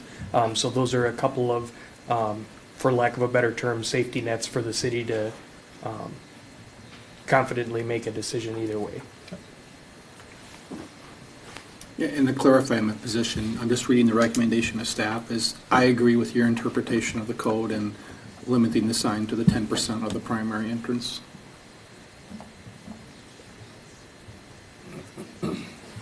Commissioner Grover, you have anything to add? More than I already have, maybe a little bit. I think the sign looks cool. But I don't know that that's what I'm here to judge, is whether your artwork on the sign looks cool or not. The issue that I have is what I mentioned earlier, is I'm concerned about the other event centers and the future event centers that we're going to have in the city. If everybody wants to have a 50-foot high sign in areas that are potentially or scheduled to be adjacent to where people live. I mean, that's what really bothers me. I think you're jumping on a hill with some greased up skids, and everybody that has an event center is going to be asking for the same thing that this gentleman's asking for. I don't blame him. If I was him, I'd probably be asking for the same thing. Silos are cool. I grew up using them, right? They're cool. You play in them as kids, you work at them, you fill them, you unload them. And it's cool that you're keeping them. And there's so few of them left in the city anymore compared to when I was a child. But I just question on, whether we're on that slippery slope going downhill. How do you tell anybody else no? Well, this is cool, it's a silo. And the guy said, well, I can make the sign look like a silo. Why can't I have one? So I think you're going to end up with everybody that has an event center that wants to have more lighting, more signage. Right now, you can only take action on what's in front of you. I know. And correct me if I'm wrong. That's what I'm forming my opinion about it. But maybe this will help alleviate some of your concerns, but if anyone wants to have a 50-foot sign for an event center, number one, they have an accessory structure that's tall enough for it, right? They can't just put a 50-foot sign up. They need to have an accessory structure. Maybe they put up a silo. Maybe they do. I mean, I think we were looking at this in context to what was already out there, right? So it's a reuse of a piece of a building that we know has been there for a long time. If a new event center were to come in and say, I'm going to build a silo just for the sake of putting a sign on it, I would consider that a sign and not a silo. There is some semantics as far as how you differentiate that. So I would look at that case on a case-by-case basis to say, this isn't consistent with what we want to see as far as signage, and that's not a loophole that we're going to allow to have happen. So that's my opinion on it. What permission does somebody need to have from the city to put up a silo on ag property today? None? None. So I own property, it's ag property, the first thing I do is put up a silo. Next year, I'm Pretty coming to you and spendy. I want to change it to an event center. I mean, there's all kinds of ways to do end runs around this stuff, and we're just leaving the doors wide open. That's what I'm saying. It's a little bit open. It's not wide open. This is a unique circumstance, and I think we need to judge it like There's Mr. intent. Savald stated on the case that's in front of us. Thankfully, the signage ordinance doesn't allow freestanding signs this tall. So, I mean, the applicant is taking advantage of a situation in his property that allows him to put it up higher than what a freestanding sign would allow. So, he's using the code to his benefit here. Yeah. Is someone willing to make a motion?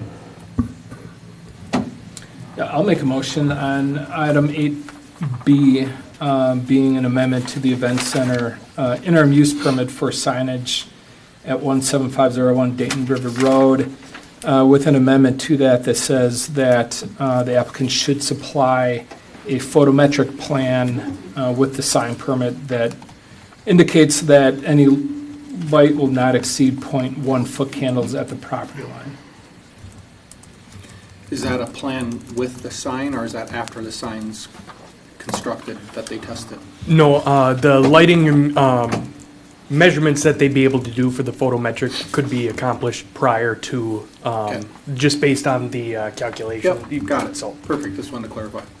it would be subject to them submitting that as part of the sign permit plan. We wouldn't approve a sign permit for this without first Yep. seeing what the lighting would look like. Perfect. Thank you, Commissioner Sargent. Do we have a second? I'll second. All those in favor? Aye. Aye. All those opposed? No. Motion carries 3-1. This will go in front of the city council on December 9th. Good luck. Moving on to item 8C. Public hearing for a concept plan for Sweet Living. Thank you, Commissioner Brown and members of the Planning Commission.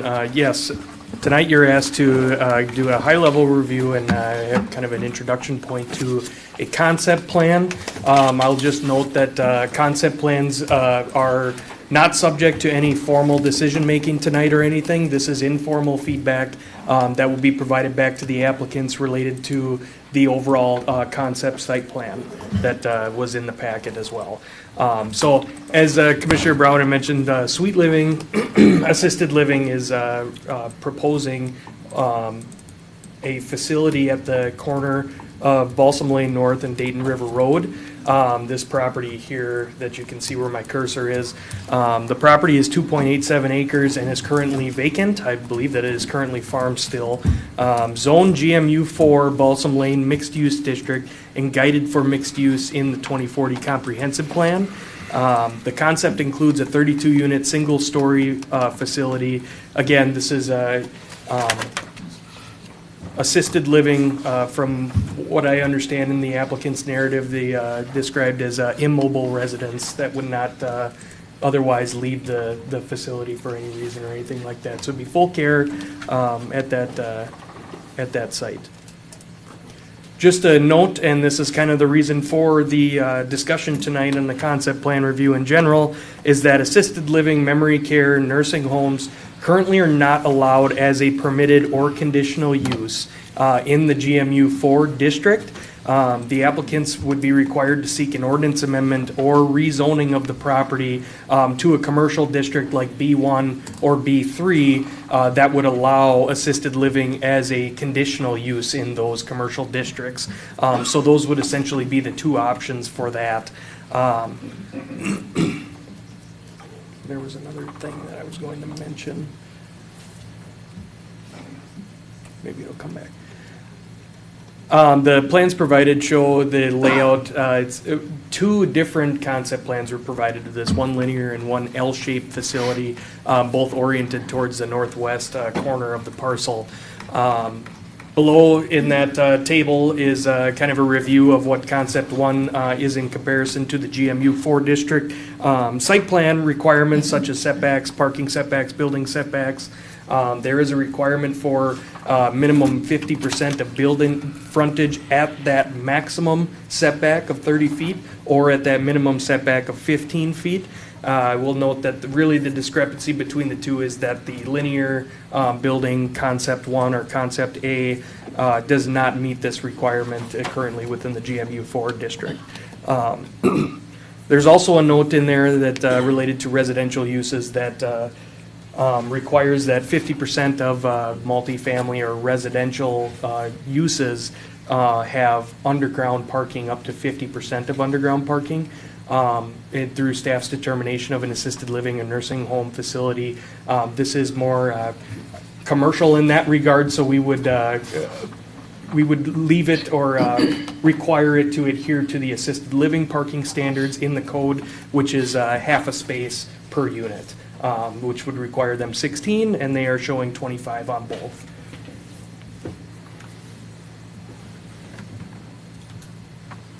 Yeah, and this is just a current aerial of the site. So this is the linear design, Concept A.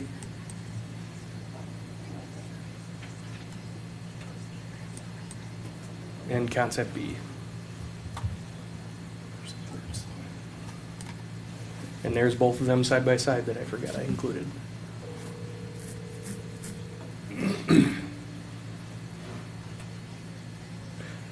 So a couple of considerations that we wanted to address tonight is the access. The access is shown at the southernmost point of the parcel, providing a maximum separation from access to this piece of property and the intersection at Dayton River Road.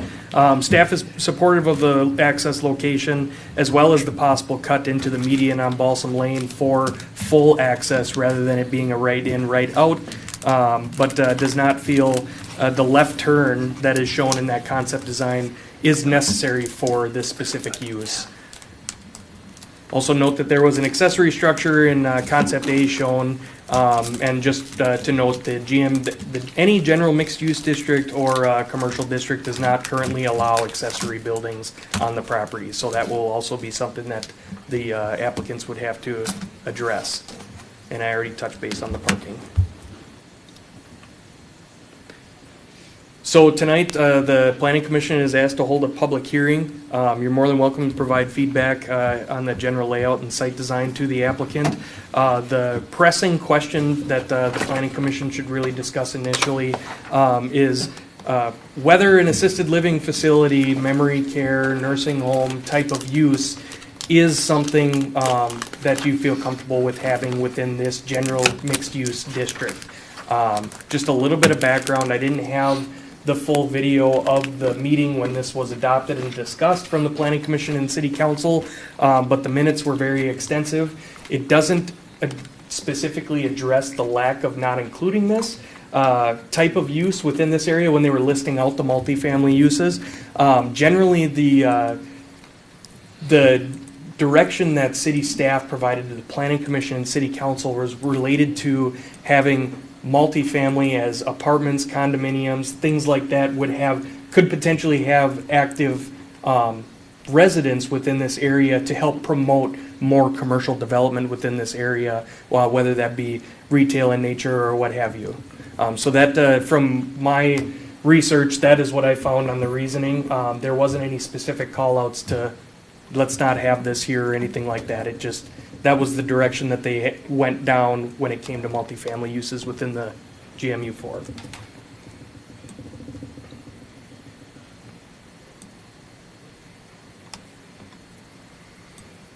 Thank you. Is there any questions for staff on this one? Yeah, I guess I'll start. Hayden or John, if you could. So the options in front of us, obviously, it's not zoned correctly for the use that's being proposed. So the options are either to make an amendment to the current GMU 4 district or to rezone to a commercial district to allow for this type of use. Does staff have any input on what is preferable at a staff's level as far as whether or not an amendment is made or a rezoning? The only reason why I ask that is because if you make an amendment, to me, you're still introducing what I know it's a commercial type of use, but it's essentially a residential subset use, right, into an already residential district. If you rezone to allow for this use in that area, you are rezoning to a commercial district where in 10 years, 15 years, a new commercial type of use can be put in this area that's not an assisted living or a senior care facility. So does staff have any input one way or the other on a recommendation on either an amendment or a rezoning? I would steer towards an amendment. So the Balsam district, and I'm struggling to remember back in 2016 when this was created, but the intent was to create kind of like a district feeling that was walkable and had a lot going on with it. So to rezone it to, whether commercial or residential, it kind of defeats the purpose of creating that district vibe, if you will. Right. So introducing this use into that GME district isn't going to blow up any kind of ideology of what that district really should be, is what you're kind of saying? I think we're thinking the intent of, with mixed uses, you're having housing there and people that are there, daytime, nighttime. I think the idea is that you're going to have residents that are going to support the redevelopment of the commercial area eventually. So maybe there'd be a restaurant, maybe there'd be something else, and that hasn't occurred yet. Now, with assisted living, it's doubtful that those residents are going to be out utilizing those businesses, but visitors would. Right.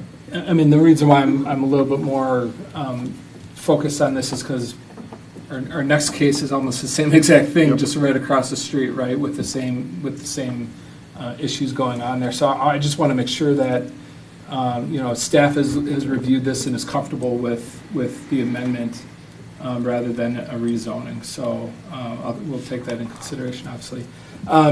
Just another question, has engineering looked at this and have any issues with the concept plan as presented? No, not as far as the site layout. The access will have to be coordinated to maximize where that should be, but. Does engineering view that the median in Balsam Lane someday eventually might even go away completely or be narrowed, like for more turn lanes in particular, if the site to the north becomes more intense, because I know the Raintree Plaza site's not fully developed even? It certainly could be looked at. I mean, that would be easier than widening the road, and it is wide enough to provide a turn lane, so very possible. I wouldn't say we would plan on it, but we could certainly react with a turn lane by accommodating it with the median if a high use did go into one of those sites.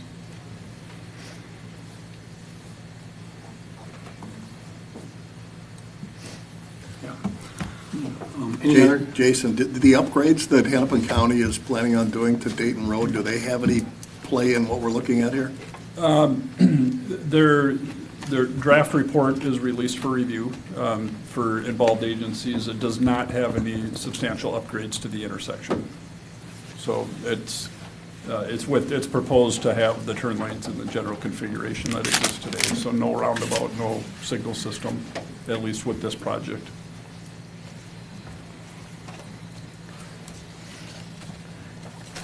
Just for clarification as well, in a standard circumstance, when a proposed preliminary plat is in front of the Planning Commission and the City Council, it is a requirement that the jurisdiction that owns the road right-of-way has an opportunity to review any project like this. I will note that, and this will come up as well again in the next one, both of these parcels that are in consideration are already platted, so it would be just a standard site plan review that you would see for this.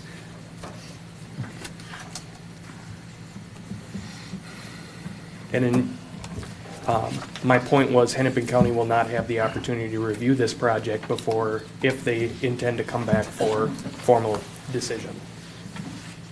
And part of that, this project doesn't propose access on the county road.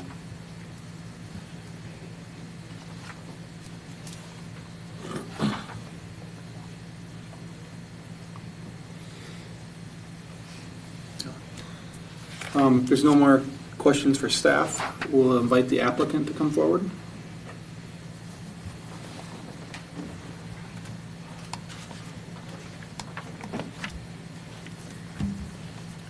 Good evening. My name is Dan Brown with Hampton Companies. We built and operate 21 Sweet Livings in the Twin Cities at this time. We're a low-impact business. As said, our residents don't drive, but we do have, on average, 6 to 8 employees at a time, and then visitors coming and going. So we do bring traffic through, but it's a low impact. And I'm happy to answer any questions you guys might have. Is there any questions for the applicant? Part of it is that we're going to provide you feedback. I guess I'm going to ask commissioners to hold back on feedback for now and let's have the public hearing first and then provide the feedback. But if you have any questions for the applicant, please let them know. I myself, I don't have any questions. Okay. I'm pretty familiar with your use, or with this use, I should say, not yours specifically, but. We do have currently a facility in Ramsey, Anoka, Spring Lake Park, Brooklyn Park. So we do have them and operate them in this area. Dan, what will be some of the deciding factors between your two layouts, and which one works best here? Are you looking for city input to help make that direction, or is there other factors that you guys use internally to decide? Because I assume these are kind of standard plans for you that you're applying. That's correct. We only build it in these two ways. It's either the I format or the L format. So if we look at a piece of property and one of those does not fit on there, we move on. On this particular site, we're able to do either, and we're happy to do either. Both operate the exact same way. So we would look for staff or anybody from the city to give direction, and we would be happy to follow. Right.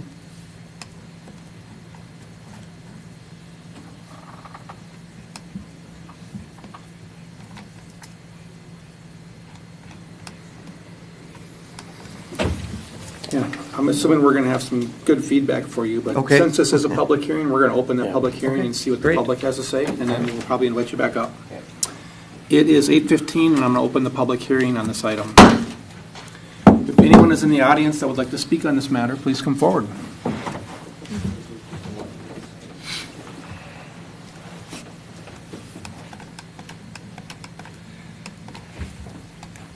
Want all my information again? Please. 13531 Balsam Lane, Tim Hutner.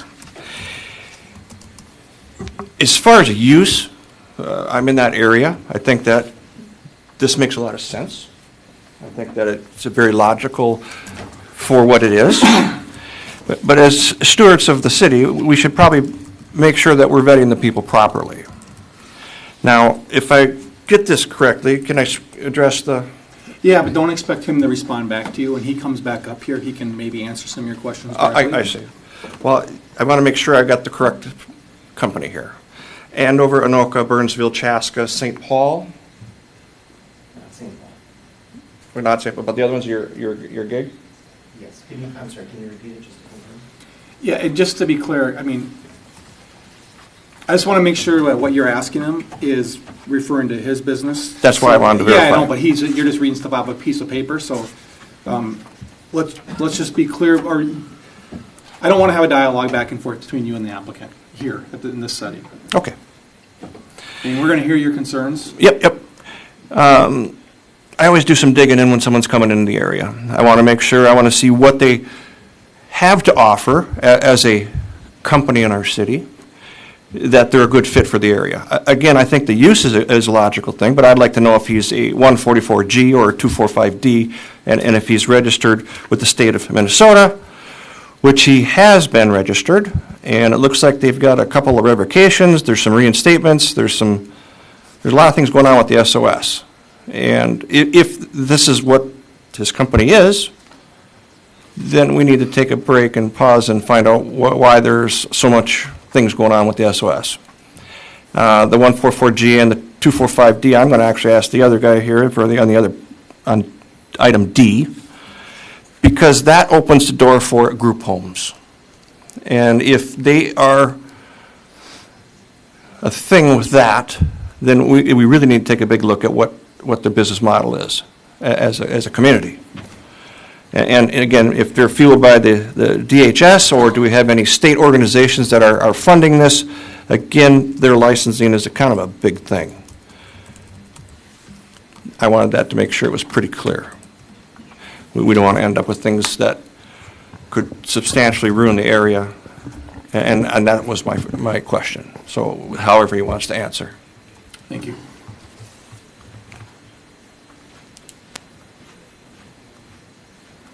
Is anyone else here to speak on this matter? Anyone online, Hayden? If anybody is online, feel free to use the raise your hand function.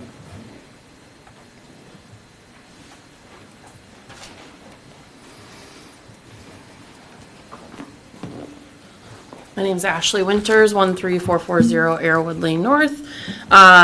It's kind of talked about a little bit. My biggest concern with any business coming into that area is the roadway going onto River Road, the viewpoints, especially coming from Balsam.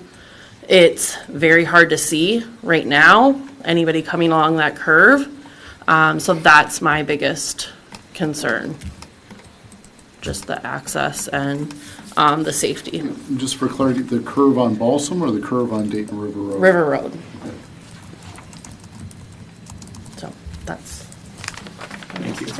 is noted.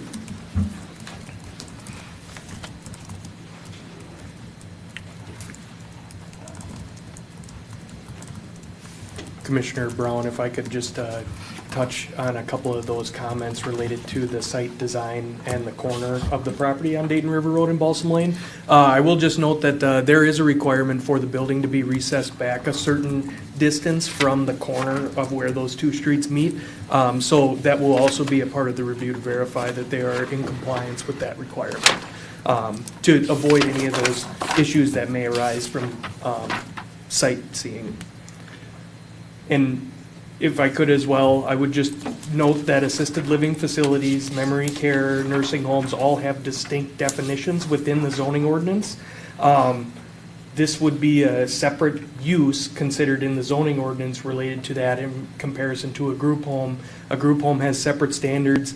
If this were to ever change from an assisted living facility to a group home, that would trigger a change in use and require a re-review of what is the operation going on there. So there are some, I guess, some channels to address that if it were ever to come into question. And there are, again, specific state licenses that are related to these facilities that also call out those uses as well. If there's no one else to speak on this matter, I'm going to keep the public hearing open, but I'm going to have the applicant come back forward here. We're going to provide some of our feedback, and we can give you an opportunity if you want to address any of those questions that were brought up by the public. Sure. Would you like me to go first? Yeah, please. Okay. So yes, we are licensed by the state. We have 21 in operations currently. If a renewal on a business was missed or something, it possibly could have happened. That's administrative. It has nothing to do with the care. We've done the care team is a very accomplished care team. So I guess I don't know what he was referring to on the technical items. I don't know what those are. I'm assuming it was licensed, or not licensed renewal, but maybe a business LLC renewal or something like that. I don't know. Yeah, with the Secretary of State, that was the SOS reference. Yes. That's generally what's going on. I don't know, with the licensing, I don't know what triggers a revocation and stuff like that too. Are you aware of what maybe triggered any of them that he brought up? No, nothing has been revoked at the state level anyways for operations, Okay. so. Okay.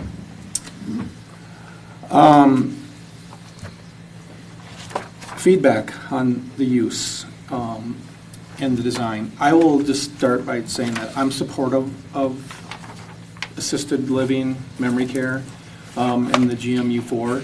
I think it's a low-impact use, and this intersection is going to have challenges no matter what.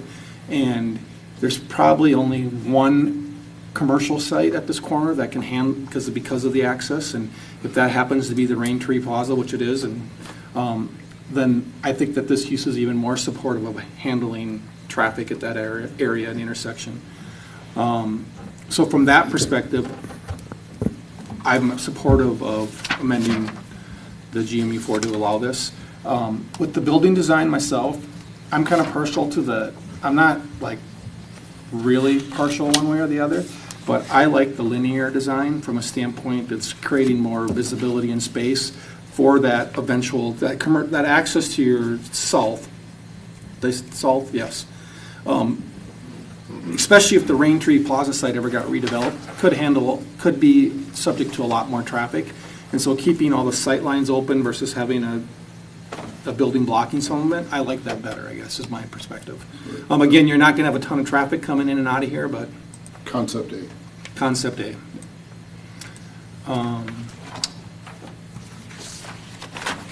So, I think those are the two big items that you guys needed some feedback on. Was there anything else on the feedback? Just really those two, and what your preference would be if there were interest in introducing this type of use to this area. And I'll just note for the record that based on the compliance to the zoning ordinance standards, staff's recommendation or preference was for concept B, only related to compliance to the zoning ordinance, not aesthetically or anything like that. And I'm assuming concept A can be made in compliance. That was their initial layout, right? Well, yeah, so essentially what would that need to be is the building width at this build to line in between these two small lines here would have to be at least 50% of the lot width on Balsam Lane. That would be the requirement. So that is. That's a weird, I mean, I'm not a big fan of having requirements like that. What was the purpose of it? You weren't here, so. I was not here, though. I do, through my research, I do have a little bit of context in terms of having those. Just massing. Yes, exactly. Yep. So this was to be a walkable space with a close building facade. That was when you really have such a narrow site, though, I think that when people come up with these requirements, the 50% is so subjective that's why I just have. And I mean, if it was a rectangular or a square site, it'd be easy, but this is a narrow rectangle. And you'll see the complication with that standard in the subsequent application as well. So that's good feedback to also have if there's certain things related to the GMU4 district requirements that could be amended in relation to this. I even view this site, like if it were to become a retail strip center, the building's probably, do you recall what the width of that building is? Approximately 80 feet. Yeah, so the retail strip center is going to be near the same width. It's going to be the same issue. And so I guess I'm struggling with, that's why I'm so supportive of the linear design from a viewpoint. But maybe other people have different perspectives and I change my mind. The other item was, just blanked my mind. You had one other item on feedback on. So I guess one question is if there's a recommendation from the Planning Commission, if this is allowed as a permitted use versus a conditional use. Either way, a site plan would be required, so you would still have some influence on making adjustments to the site to address any potential nuisance factors. It has the same result as if it were a conditional use permit. When it comes to some of the differences with senior housing, like parking, is the CUP going to allow us more flexibility to make sure it's meeting what we need to, but also, we can bend the code a little bit because we don't need the parking? Conditional use permit, yes. I would say we do, and we didn't talk about this on the... I'll just clarify, you will be able to go above and beyond what the minimum standard would be for parking requirements, but for the conditional use permit, you'd not be able to go under that minimum standard for... And that's one reason why I might favor conditional use permit, because 16 stalls, I like that the applicant's overdoing it with 20 per our code, because they know their business model. So I'd prefer the CUP to make sure that, we can vet some things, because it is a unique use that isn't as defined as some other uses.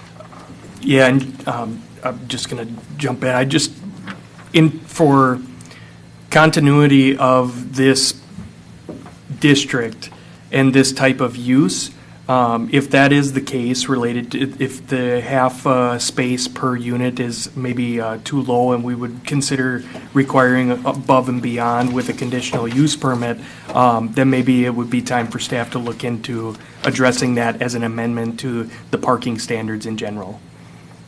And I'll just say that senior housing is one of the harder ones to nail down what people need for parking. It is about staffing. Well, assisted living and memory care. And that is one thing that is not included in the parking standards for assisted living is related to employee counts. The other thing in the application was the accessory structure. I know we had this whole discussion with the Quick Trip, but in general, and we ended up not allowing Quick Trip to have the accessory structure, correct? I think we did. They were able to attach. Yeah, they attached. They were attached. Yeah. So that's something to keep in mind, is that we've kind of even set some precedents that we probably would prefer to see that accessory structure. What's going on there with storage of snow removal supplies, whatever you're doing in there, is that you figure out a way to maybe attach it to the side of the building. Okay. Yeah, I think one of the challenges with this is it's difficult. There's windows on every side, which is nice for a building. It's hard to attach a garage to it. And the purpose of the accessory building, can you explain that? Well, when you have 20 plus units, every building has their own Christmas decorations. Every building has their own Halloween decorations. So we have one in Spring Lake Park, we have one in Shakopee.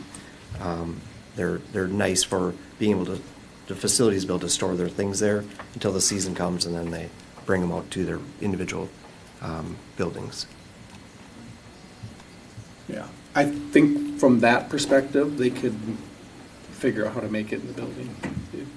It's just extending the building a little bit longer. It's almost like a unit. But because we set that precedence, I think that my recommendation would be anyway that we keep following it. Okay. Do you have other facilities that don't have an accessory building to store things in? Correct.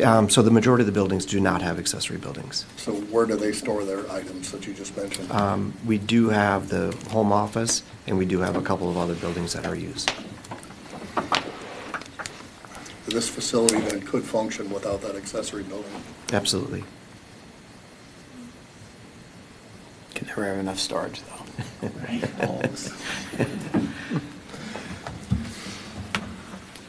A couple, I mean, just some input that I would have here. Again, I think the use is appropriate for the area.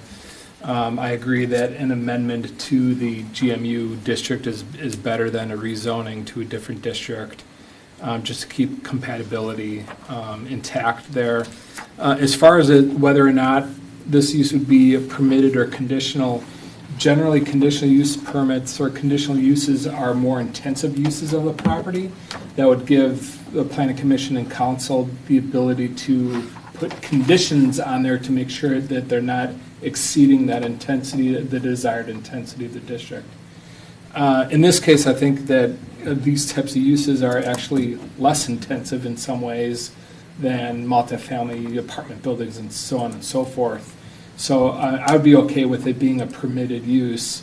And then the design standards that are applicable to that as far as parking and all that would be taken care of through our normal course of the zoning code. As far as in respect to the L shape or the I shape, personally, I think the aesthetic appeal is better for the L shape. I see in the staff's in the report here also that there's probably some advantage of having the cul-de-sac or turnaround there as well, potentially for pickup, drop off, just ease of access, potentially emergency vehicle access, things of that nature, having that instead of having to turn around and do some backing maneuvers for those types of vehicles too. So I would be more supportive of the L shape, also because of the fact that it meets code requirements for pushing that build to line close to the intersection, having that frontage that any kind of mixed use development is looking for as far as filling out that massing. So I'd be in supportive of the L shape.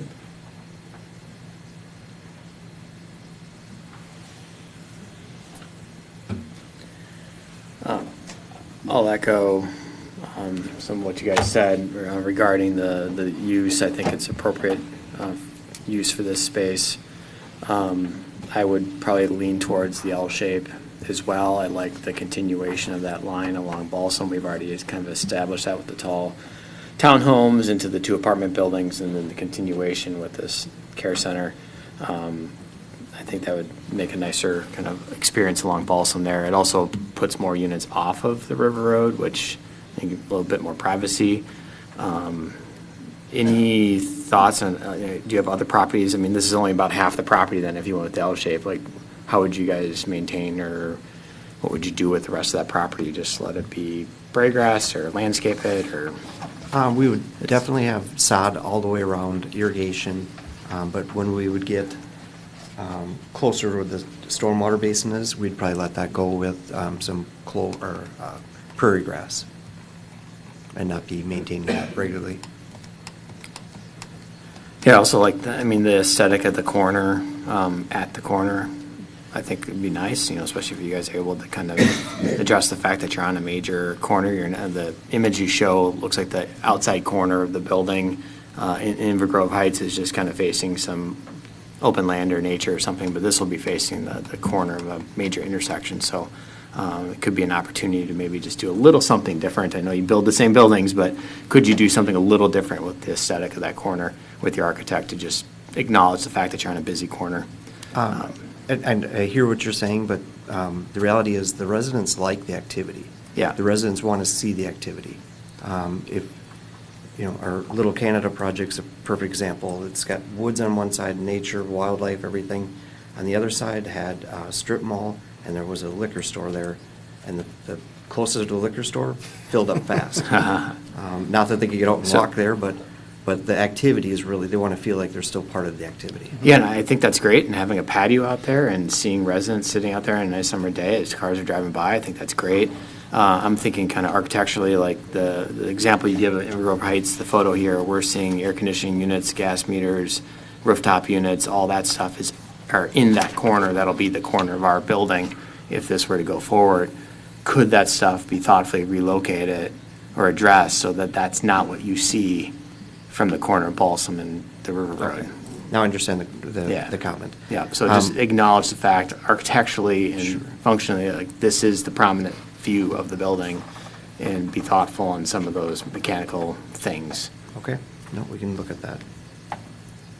And, maybe that peak is a nice spot for a sign.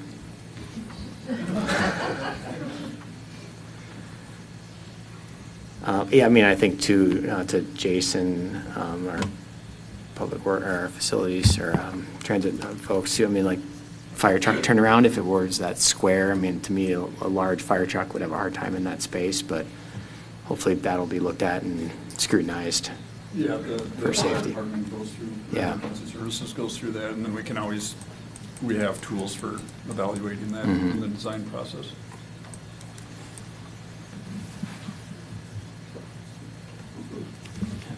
I would tend to lean towards the concept B or the L-shaped design. I think it will look better for people driving by, and it will definitely give people something to look at out of both sides of the building. The idea about the fire truck and that type of equipment kind of is a concern for me too, but with the concept B, or the L-shaped design, the circle itself, looking at the property, could be made bigger to accommodate whatever length engineering says you need to have in order to move that equipment around through there, because, you've got a lot of space there. You say you're going to plant clover or wildflowers or whatever out there. It would certainly allow you to move that whole lot farther. I guess it would be to the south or southeast to accommodate that. But Yes. I would tend to lean towards that design also. Okay. And today, with CAD and different things, they're able to simulate, large fire trucks and show the turning radiuses of Yeah. all that. So Yeah, we're able to just look make at all that. Large fire truck, ambulance, and 2 police cars. Right? Make sure because they all show up, right? Right. So, yeah, but this is your business, so.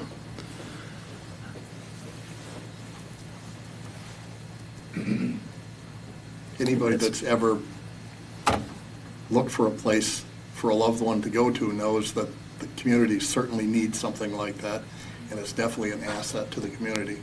It's unfortunate that some of us have had to do that already, but they're hard to find spaces to be in. When I was looking 10, 12 years ago, people had waiting lists out a year and a half to put somebody in that needed to have someplace to go to, like right now. So I'm sure that's why your build model is the way it is. Yes. I don't suppose you have any problem filling these rooms. So, Yes, our vacancy rate is very low. yeah. So we do.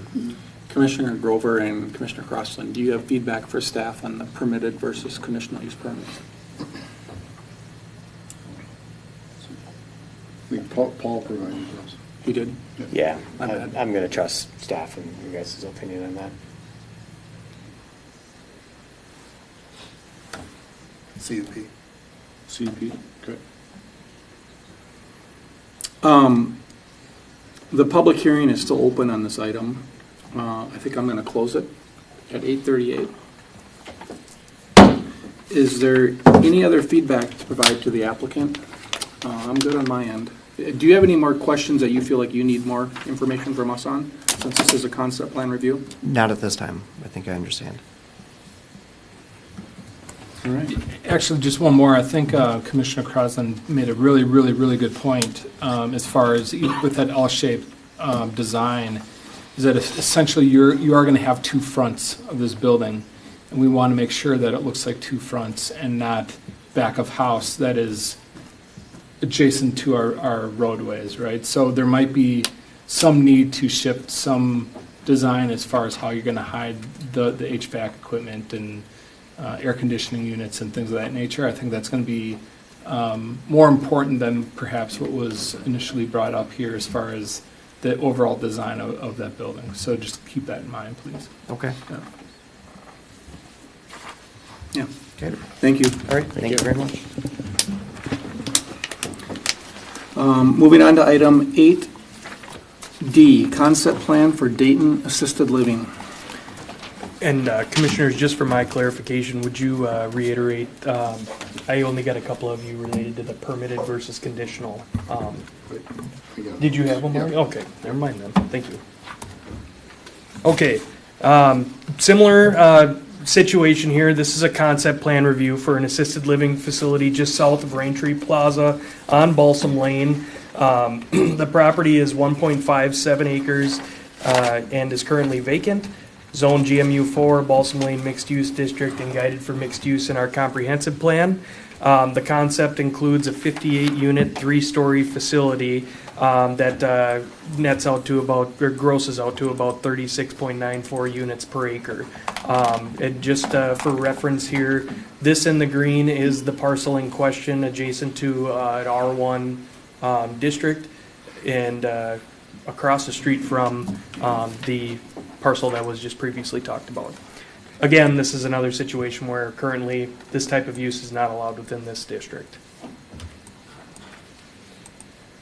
Just a same situation here, just showing the analysis related to setback requirements for building, parking, maximum building height, as well as some of those building frontage requirements. This property is quite unique in terms of lot layout. This property has a proposed setback currently of 151 feet, and that was essentially just to get the ability to drive into the parcel with having some building in the front yard in general. Staff would find it very difficult for this proposed layout to meet these standards, including the building setbacks, as well as the building frontage that is currently exceeding the lot width at the property line on Balsam Lane. So the building width is larger than the lot width in that area. The maximum height in the district is 3 stories. This is a proposed 3-story facility. Anything over 2 stories in the GMU4 district does require a conditional use permit. And then in terms of off-street parking, again, it's 0.5 per unit within this type of use, and the applicants are proposing 41 underground and 14 surface parking for a total of 55.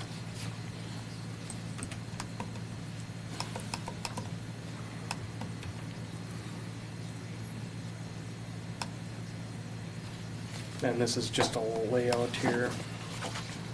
As you can see, the lot width is roughly 59 feet.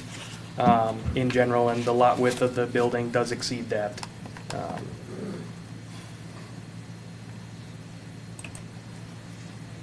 So the overall height of the structure is 38.5 feet. Again, I mentioned the conditional use permit about anything exceeding 2 stories.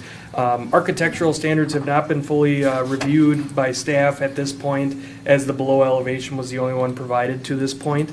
But it is anticipated that a design and a use like this could comply with the architectural standards of this district. So a couple of things shown in the concept here, there was 2 accesses or potential opportunities for access to this parcel that was provided as part of this plan. One was just an immediate right in, right out on this, as there is no current cut in the median. And then the other alternative was a shared parking agreement with the north property to utilize that single access there, not creating an additional access and having a full access there with the cut in the median. I would say that from a staff's point of view, would encourage the applicant, if this were to proceed, to work with the property owner to the north to see if they can accomplish an agreement to have that sole access for both parcels.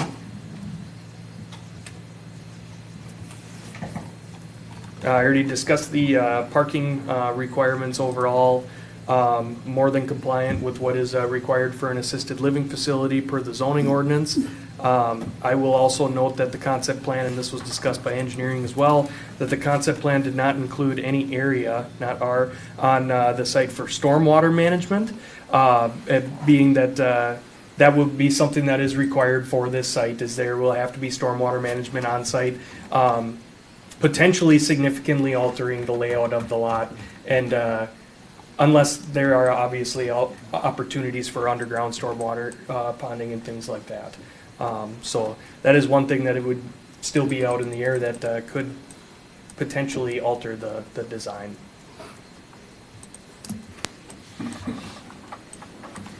So again, this is similar to the last request to hold a public hearing on this item, provide general layout and design feedback.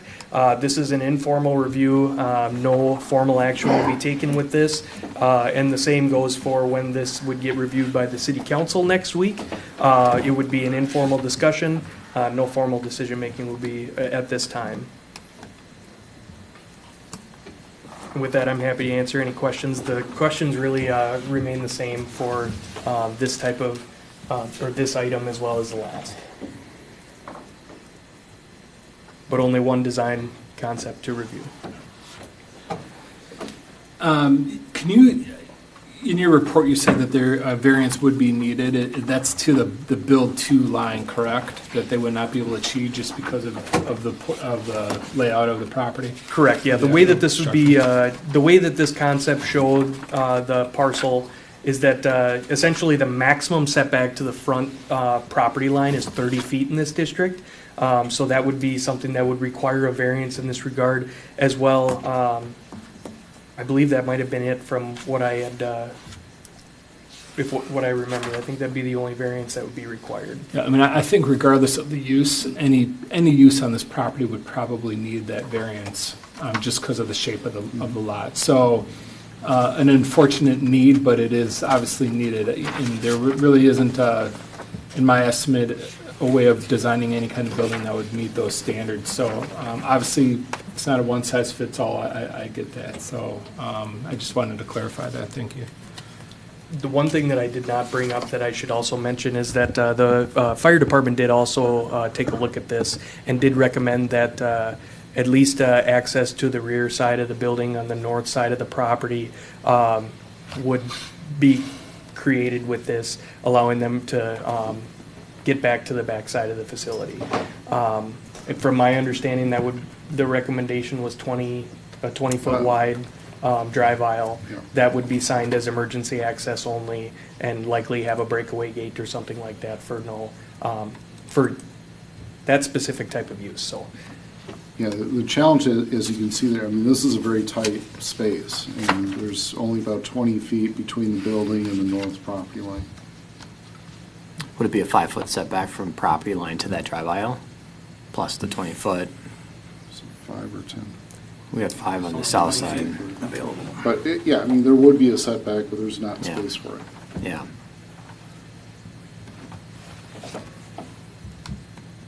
Now, again, it's one thing, and this hasn't been made clear to this point for me. It's one thing when the fire code requires access based on the length of a building or something like that. That will be reviewed at this point. From my understanding, this is just a recommendation that's provided. I didn't recall a code section referenced or anything like that related to that. So. I would always defer to the safety, err on the side of safety, especially with this type of use, as far as potential immobility of the residents who are in there, whatever it might be. So I would take the consideration of the fire department pretty substantially as far as needing that access even if it was just a recommendation. I think it's important that we would ask the fire department if that recommendation would change to, if the Rain Tree Plaza site was developed differently, such that they could access the site from there, not saying, but, you know, this is a narrow site that no matter what you put there, well, if you put any multi-story building there, it's gonna have issues as far as getting to the rear. Just to clarify on that setback requirement for the driveway, from my understanding, there isn't a specific call out for emergency access drive aisles within the code. Unless I found something specifically like that, we think that the 5-foot setback would be a requirement. However, I would say that if you sign this and restrict it to emergency access only, that would be something that I would want to look into to try and make it a little bit more viable for a drive aisle to be located in there. I mean, it seems to me a drive aisle is not possible, meaning that that kills the project, but I'd be curious to see what the applicant has to say. Will that drive aisle have to connect around the northwest side, or would they be pulling all the way in and then backing all the way up? I think there'd be no other choice but to back out. Yeah. Just because there's just not much space to make the turn on the corner. Well, there is if you don't have a monster building sitting there. Maybe we're trying to put too big a building on a postage stamp lot. I have a question on you talked about the access, driving access to the building, and that you would prefer that would actually go through the parking lot for Rain Tree. And what was the rationale behind that? Just to limit access, those access points that are so close together on Balsam Lane. And then also the points opportunity turning that close to each other to eliminate the need to remove the median that's currently adjacent to where this drive aisle is proposed. There is already a cut in that median to provide full access in a very short distance from this property. And again, that's up to the adjacent property owner to make that determination, and if it does not work, there is not a requirement for that to occur at this point. I think I would be a little reluctant to be directing more traffic out through the Rain Tree North exit, being it's so close to the Balsam exit onto Dayton Road. So Rain Tree has 2 exit points on Balsam. Right, So, so you're directing more traffic onto their north exit. This is the south exit on Rain Tree. Yeah, this is actually south of even where the building is located. The building is located somewhere up in this area where my cursor is. I don't know if we have a bigger slide. Yeah. So here's maybe a better example that you can see that this is the parcel here in blue. This is where that access is currently. Okay. And then there's the second access for Rain Tree.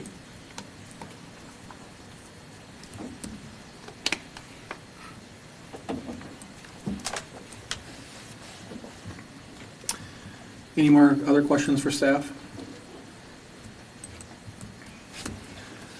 Being that, I'd like to invite the applicant forward.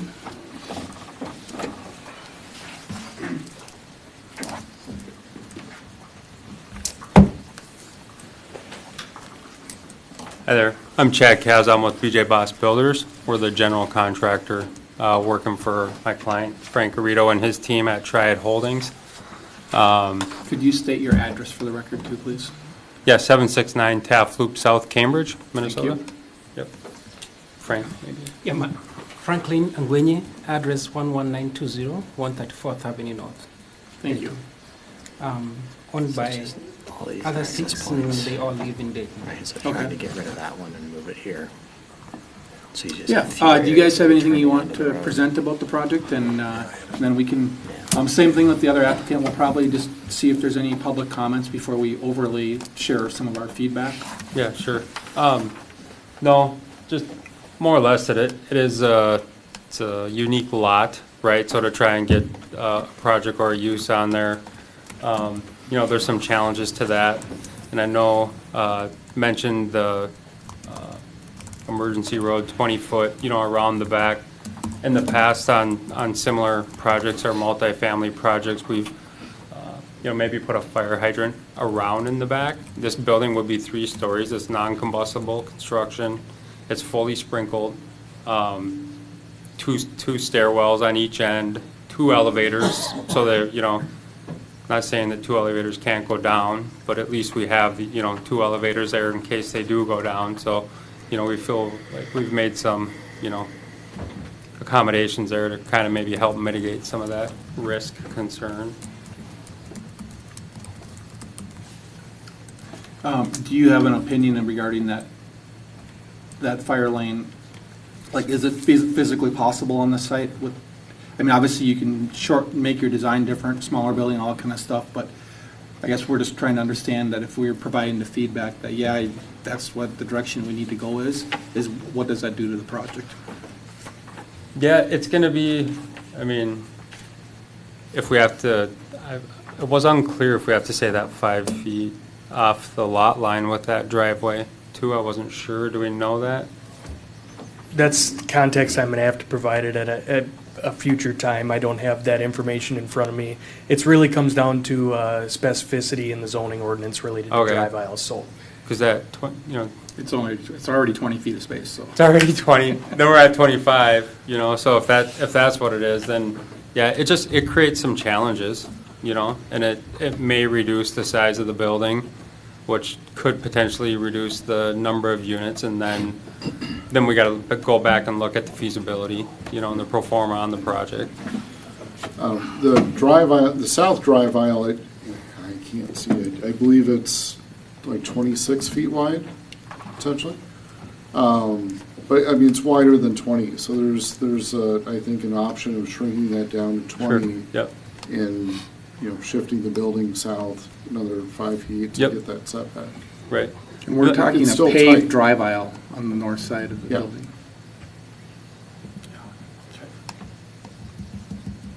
It could be explored, right? And if it's I would assume it'd be just a straight in behind the building, and they're going to end up having to back out of that. I think so. Yeah, with that tight corner down there in the northwest corner, it'd be tough to get a radius in there. Yep. Any other questions for the applicant? You've hit on it a little bit, but do you have other designs, or have you looked at other designs that don't have quite as many units? And then you said you'd have to look at that if it came to it, right? Or different orientation of the building or design of the building to help fit it better? To me, it seems like this is maybe your standard approach, and you're trying to make it fit on this property, and it might not fit as greatly as needed. This is about, so to get the, to keep our unit count up there and achieve, to maintain that. I have looked at before kind of an L shape around the bottom, the south west side there, but you lose efficiencies, and when you create that 90-degree corner, with being able to use it, you almost like have some like dead space or unusable space, for it. So we looked at that early on in a preliminary sketch, but as we engaged with our designer a little bit more, it just came into keeping it this linear one to not waste so much space and kind of maximize the use of the building. Is the wasted space in the building design or in the site? The way the site is used? When you have a 90-degree corner, there's just unusable space there to create units. Yeah. But there's other support spaces that can fill those areas. There's not good access. There's no windows. Yeah. You can have like an entryway, and then it creates challenges. Maybe that makes sense on the first floor, but what do you do on the second floor? So to get it to stack up, that's kind of ideally what you want to do in these type of units, is be able to kind of rinse and repeat moving up, and with the same units and buildings.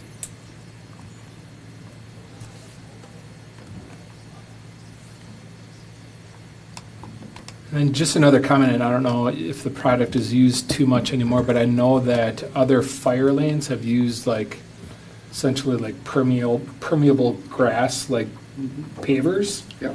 So that grass grows in between them, and they're still supportive enough for a large vehicle. And if we're concerned with aesthetics or anything like that, as far as the backside and having a paved 20-foot wide drive, there potentially are other options to meet those requirements and have it more aesthetically appealing. So Yeah, so you would see grass growing through. it's still have to be maintained like Yeah, any it still other, has but to be yeah. plowed and. Yeah.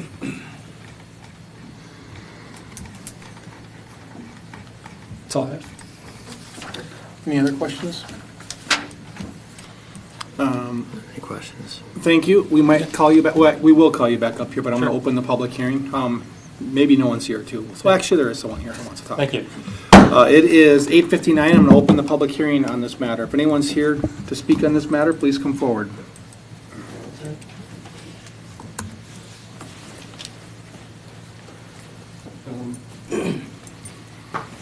All right, Craig Lindgren, I live at 13620 Evergreen Lane. So my house is right next to that green line. So what I have questions for is just how close to this property line is that building going to be? And then you mentioned it was going to be 3 stories high. I don't know if I want to see a 3-story high building as soon as I walk out my back door. And when I look at the rest of the street there, they're all single-story buildings. So to me, it would look kind of weird to have, all these 3 single-story buildings and boom, some 50-foot or 50-story buildings in there. But my main concern would be, like, this is an assisted living facility, so naturally older people. I'm going to get there eventually myself. I'm already there now.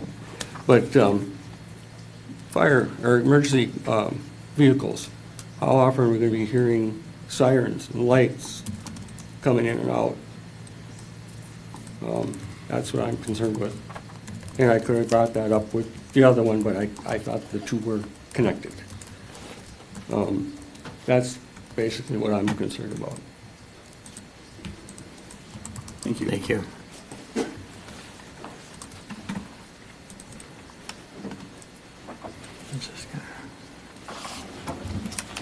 That's where he was. Yeah, I figured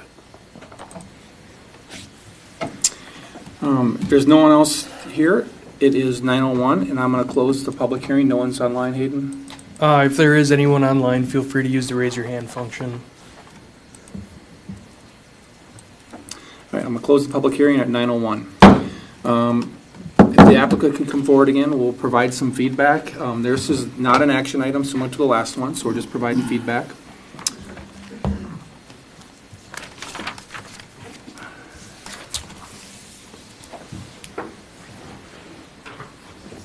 My concern with this project is this is a tough site. And I understand the resident that just came up and spoke about the concern about the building height a little bit. 3 stories is allowed. For the record, I believe it was 38.5 feet is the height I saw in the packet. So it's not crazy high, and it's a flat roof. So they're trying to do some things to minimize that, but I do understand his point. And so I guess my bigger feedback is I'm supportive of the use. And this feedback is kind of the staff is, I'm not the fire expert, but it seems if it's not a guideline, it's a stretch. And we heard this exact same issue with the electric vehicle chargers and basements, and everybody does them and fireproofs them. I just want to make sure that we're not being overly burdensome if it's not a requirement. Now, again, I'm not the fire expert. I like the suggestion of a fire hydrant in the rear, stuff like that. But I would encourage people because it doesn't make sense to have, just struggling with this site, how tight it is already, is that to me, if we're going to require a fire lane, we just probably should say this is not the right use for this site. So I would encourage the feedback to the fire department is to look at that and ask, will a fire hydrant back there work and some other solutions too if this goes forward. And just, I don't want to speak for the fire department, but I will a little bit. It's not so much the ability of fighting fires, it's getting access around the building for extracting people out of windows. Now, granted, with an assisted living facility, I guess I would ask, there's kind of a question of are people able to get out of windows? So is there another alternative? So I believe there's 2 stairs on every floor. Yeah, correct. There's a stairwell on each end, and then there's 2 elevators. The elevators are essentially located by each other, but I guess the thought is if one goes down, we always have a backup. Now, can 2 go down? I'm sure it's happened before, but the odds are a little less. So is there another alternative? Maybe there's an exterior stair that has like a fire ladder or something. Yeah, I just know on this site, it just seems, even if you made the building smaller, it just is like, it's not, I don't know, it doesn't seem right. And we got to think about the safety of the residents, so that's maybe why this use isn't the right use if we can't come up with a solution that's safe. But, yeah. And, the building is sprinklered too, so obviously sprinkler buildings can catch fire, but you need to have something pretty explosive and flammable to really get it going if it's sprinklered. So. It is. I'd also comment that it's non-combustible construction, meaning metal framing, drywall. Like a multifamily would be, wood stud framing, but this would be metal stud framing and metal trusses and all that, so. Okay. Yeah, I would make sure that gets taken into consideration, hopefully before this goes to the council, if that's still a comment, so they can get feedback. Yeah, we could at least have a conversation initially with, about some potential alternatives. And, if the fire department is adamant about having a drive aisle in that back area, just looking through the code, fire access lanes are provided as necessary and are not subject to the driveway standards that have that setback. And really, that setback is more limited to residential and agriculturally zoned properties. So if they had an opportunity to put the drive aisle on the property line or right up to the property line, they would be able to do so. Another question that might be good for the fire department to understand or to know is, depending on what the, I don't even know what you call them, the arms on the ladder trucks, what is the width of that with the arms out? In terms of, is it actually 20 feet or is it maybe 14 feet or whatever it may be, to be a little bit more practical about the request that we would be making if a drive aisle were to be required. So we'll certainly have conversations with that moving forward. And my point of my context was a little more that we were all discussing it so much like we were making it a requirement, and I don't know if that's really the case, nor is it necessary. I want safety, and if it's too dense of a project, then it's not a right fit for the site. And it is getting pretty dense. Mm-hmm.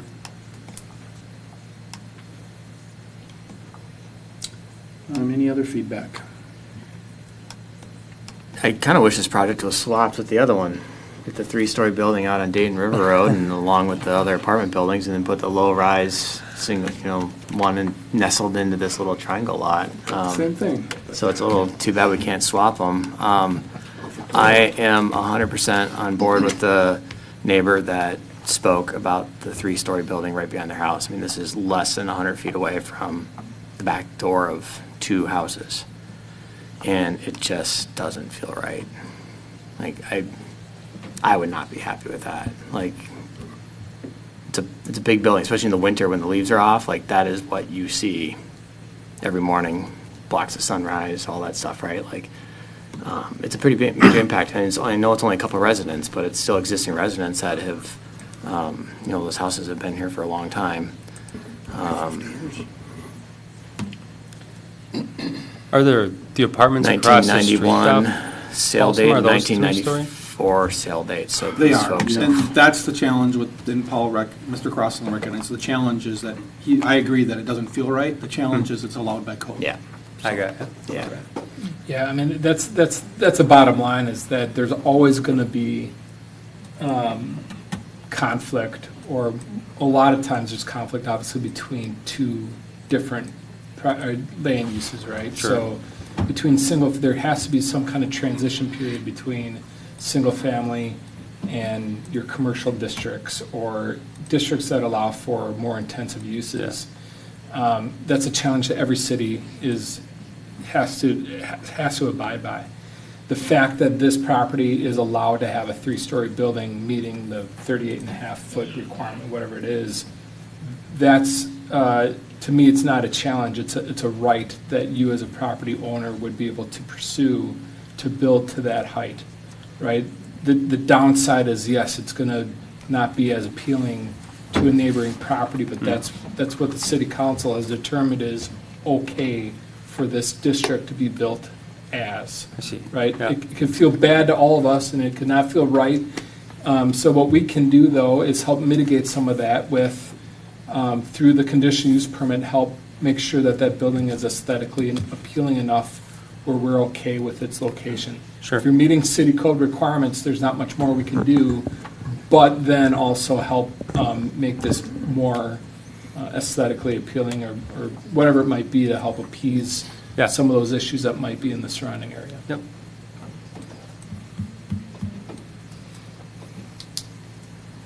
Yeah, I mean, safety of residents would be very high priority for me, so whatever the fire department is suggesting, I would. You know, the hard part with the fire department, I'm looking at the properties across the street, they don't have drive aisles. There's no way you can get to those. So that's where I'm just trying to understand where this is coming from. Yeah, and I think too, it depends on. That doesn't know drive aisle. Yeah, it that depends doesn't on know drive aisle. standards, it It's kind depends of on the when it's length of the built. building And you don't, if you have an opportunity to do the right thing as far as helping the safety of those residents, I think right now is the best time, right? You're building brand new. So, I mean, I agree with Commissioner Krausen, as I would defer to the fire department to see what exactly is absolutely required, right? Maybe that drive aisle isn't required. Maybe that's just a good recommendation because of meeting safety protocols or whatever it might be. But if it's not in code, it's something that we can certainly consider through the conditions permit process. Yeah, and I think that's where we're wrestling, is we're talking about a requirement versus a recommendation. It's not required from what you're saying.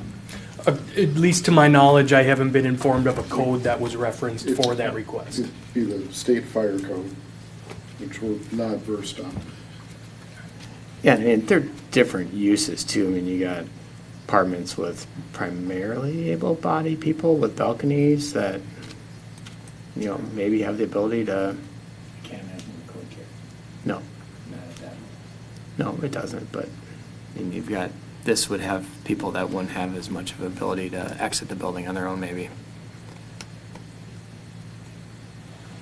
Yeah, I mean, I agree, like, the code allows for this building of this size and the setbacks, but I just don't feel like it's right for this property.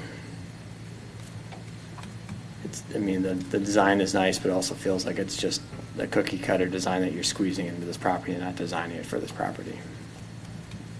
Personal opinion. I think that the way we have it laid out there is the best fit that we can get to work on that property for the building to function as desired by our client. Yeah. Yeah, I think we understand that you're Yeah. putting your best foot forward here. Yes. We truly do. I don't see it fitting on that property and functioning the way we all would expect it to do, safety-wise and aesthetically for your neighbors that live next door. I mean, I agree with the gentleman that spoke on this. I mean, if that was my house, I wouldn't want a 3-story monstrosity like that built in my backyard. But the code requires it, that's the issue. It does not require it, the code allows for Yeah. it. So if it's not this building, it could be a different building. Yeah. Meeting code requirements. Personal opinion has to take a back seat at some point. I could absolutely hate the color of my neighbor's house, but I can't do anything about it. So that's what, it's always the rubbing point between these competing land uses, is the fact that there's going to be some issues that come up that just aren't appealing to every single person out there, right? So we always have to fall back to what the minimum code allows to happen, and right now, the way that your building is designed and located, aside from potential fire code stuff, but right now it's meeting those code requirements. And the other thing that hasn't been mentioned yet up here is the stormwater. Hayden mentioned it, but do you know, have you done stormwater plans? Are you planning to go underground, or is there space on the site for it? We'll engage with the civil designer, and yeah, we might have to go underground. We just haven't got that far into the design yet. Okay. Yeah, it's a challenge there for that too, right? And it may have to be underground detention of some sort. Question for engineering, do we have, or are we required, maybe it's not engineering, maybe it's going to be public works, whatever it might be, but do we have stormwater management maintenance agreements that are required through these? Okay. Yes, yep. So especially I would imagine if there's an underground cistern, we'd want one on that one as well. Yes. Perfect. Yep. And, none of us have really talked about it, but I would really encourage you to explore the access with the adjacent property. I think that makes a lot of sense. I get that creates some challenges, but I'd really encourage you to explore that. Yeah, it seems, there was some indications that maybe that was the intent of the design of kind of the lot there, but maybe not, so. Yeah. You mean the way the lot was platted originally? Yes, yeah. Yeah, the existing conditions, yeah. Yep. So, but yeah, we have not approached anybody on that to date, but. Yeah. I guess I have a real issue with us just saying, well, the code allows it. I mean, common sense has to make some step into this someplace here. But whose common sense takes precedence over the other? Let me finish. The council is the one that's gonna make the decision on this, not us, right? Whoever laid this property out clearly wasn't thinking about what was gonna go behind it. Whoever zoned this in the first place sure wasn't thinking with any common sense that they were gonna put a 3-story building behind residential homes. I think if the code allows it, then I think the city needs to go back and look at what code we have and why it allows putting a 3-story building next to a residential neighborhood. I mean, that's the responsibility of the city, to find some kind of a buffering zone between the two, so we don't stick these monsters behind homes that people have lived in for 50 years.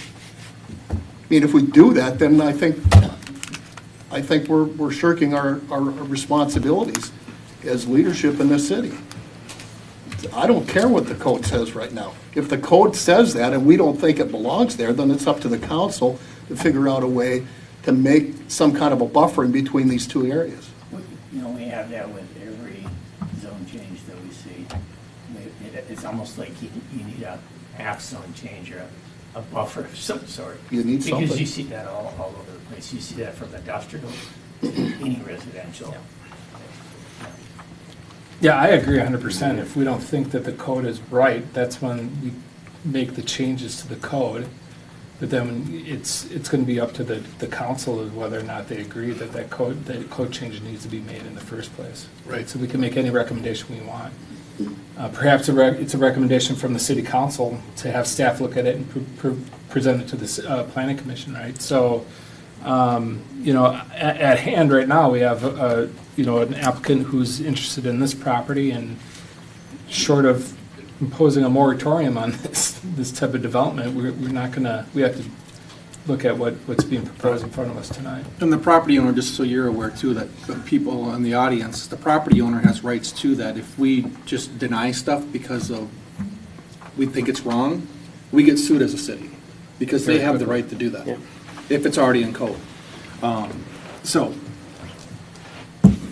In looking at this larger area, I mean, the intent of the mixed-use district is to push buildings towards the street and provide more of that activity along the street. This is just a unique property because of the shape of it. I agree with what you're saying, John, but we also had an applicant on the street come forward, and we didn't make him comply to everything either. So that's the problem we have as a city, and it's showing its ugly face in the public right now, is that we're not consistent, and our code has issues in certain places. And I guess the feedback for the applicant is to move forward here is, from my perspective, it's meeting code. I think it's a really tight design, and you need to get things cleaned up with stormwater to make sure it even works. I would encourage you to keep talking to staff before you go to council to find out if the recommendation turns into a requirement with the fire lane, or what the true direction is from the fire department once they provide some more information about the combustible building, stuff like that. And it's important to keep in mind too, everyone, that this is just a concept plan. This is not an approval phase yet. And so they need to get everything figured out, and it'll come back forward for ultimate approval. Do you have any questions of us that you need more direction on to help you with what you might do differently? No, I don't, the biggest thing, I guess, would just be on the fire road. Like, is that a code requirement or a recommendation or just some more input from the fire department on that? I think would be the biggest thing. Okay. Yeah, we'll certainly have that conversation and likely have a meeting with city staff following these two meetings Okay. To kind of discuss next steps moving forward. Yeah. And so on and so forth. Right. Would that stay a right in, right out, or would there have to be a cutout? There would have to be a cutout unless they're able to secure access through the range. Yeah, I would agree with that. Yeah. I think that, It couldn't be a right in. no, I think my recommendation would be to just sever that median and not have that little one in between the two accesses and just have that open would be my preference if the shared access wasn't allowed. I think the shared access is allowed. It's whether the applicant can secure it. Allowed by the adjacent property owner is Yeah, kind of we what I come was to an referring agreement, to. Yeah, and it always thinks they come to an agreement after someone says you have to. Yep.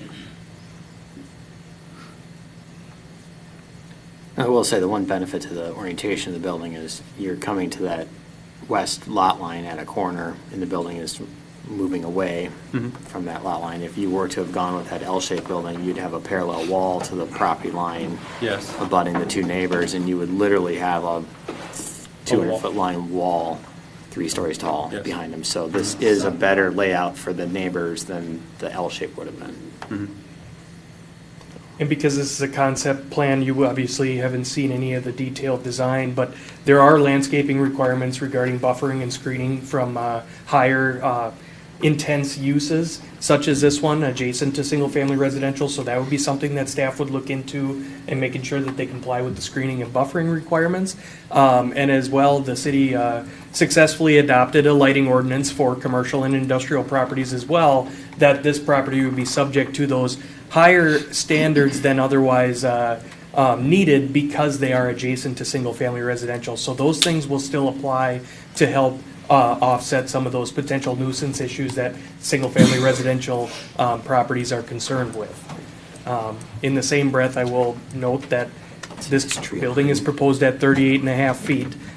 The maximum height allowed in a single-family residential district for a house is 35 feet at the median roof pitch. So likely, with that standard, the peak of a single-family house could be taller than what you would see here, just for context.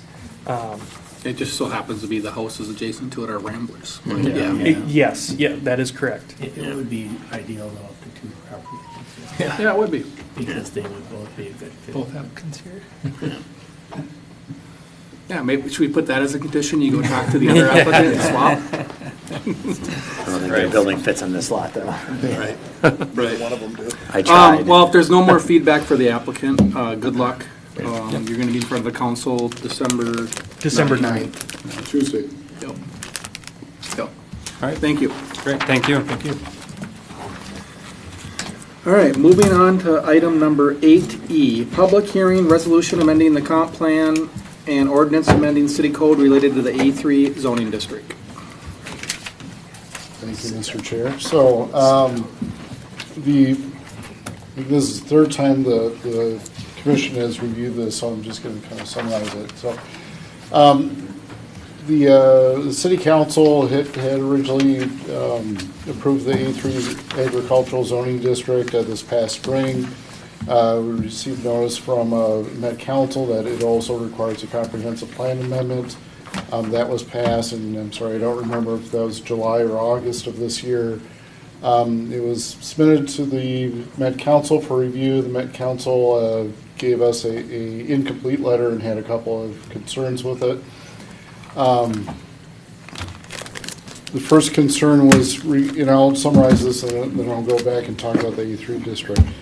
First concern was to remove land that's guided for 2030 sewer out of the land eligible for A3 zoning. And then the second was to reserve 75% of developable acres for future sewer development. Okay, so that's the brief summary. The A3 district is intended to allow unsewered residential development in northwest Dayton. So unsewered meaning being on a septic system. All of Dayton is within the metropolitan urban service area, so in other words, undeveloped land in Dayton is intended to be serviced by municipal sewer at some point in the future. And that's potentially many decades from now. The council has an intention of allowing residential development that looks different than the typical suburban development, as well as preserving rural character, and then also allowing landowners to make a little bit of money off of development rather than having to wait for several decades until sewer is available. So the A3 district accomplishes much of this. What else? Okay.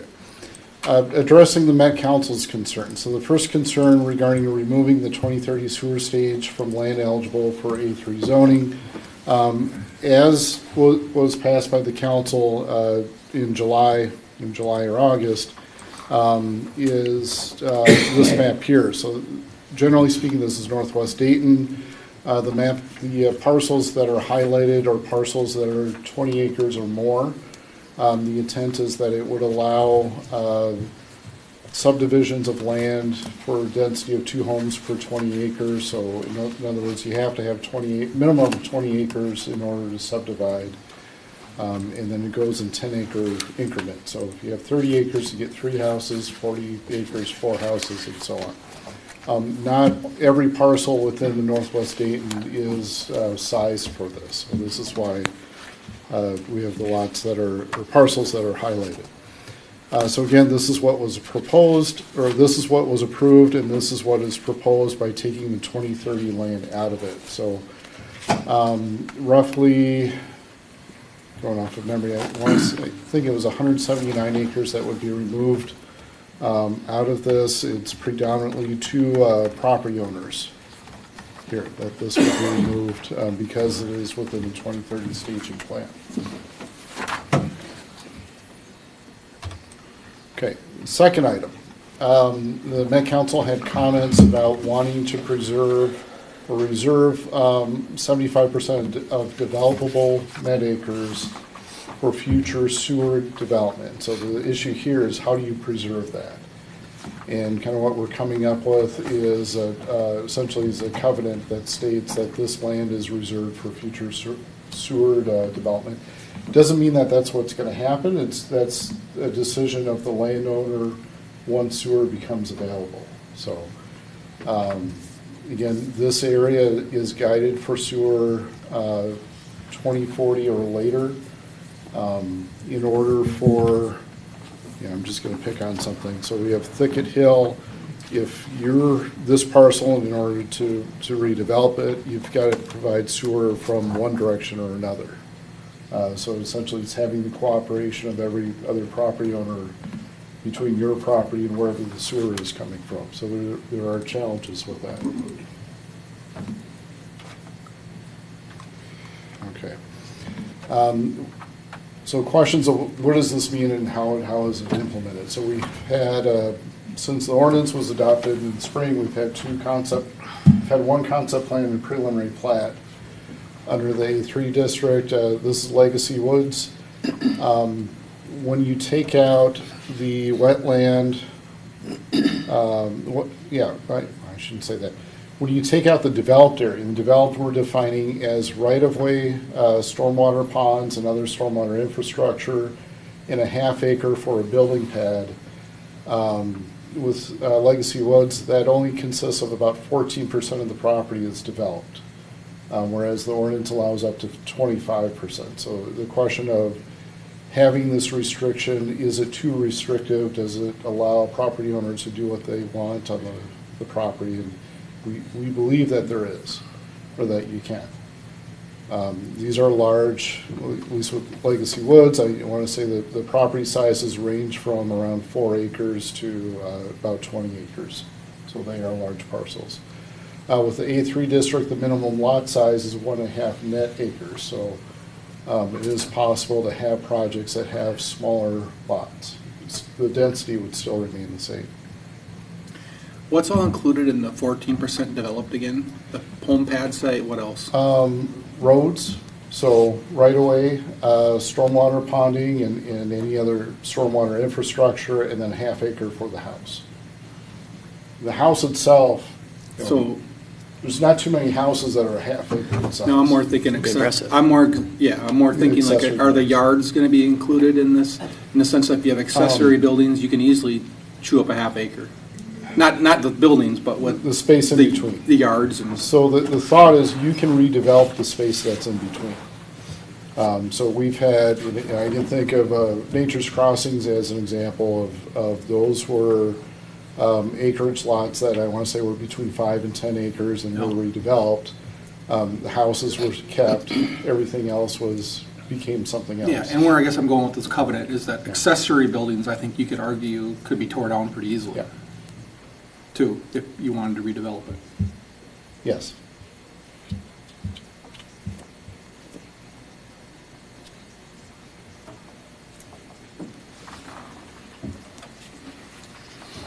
John, will this get a little expedited since it's already seen the surrounding communities?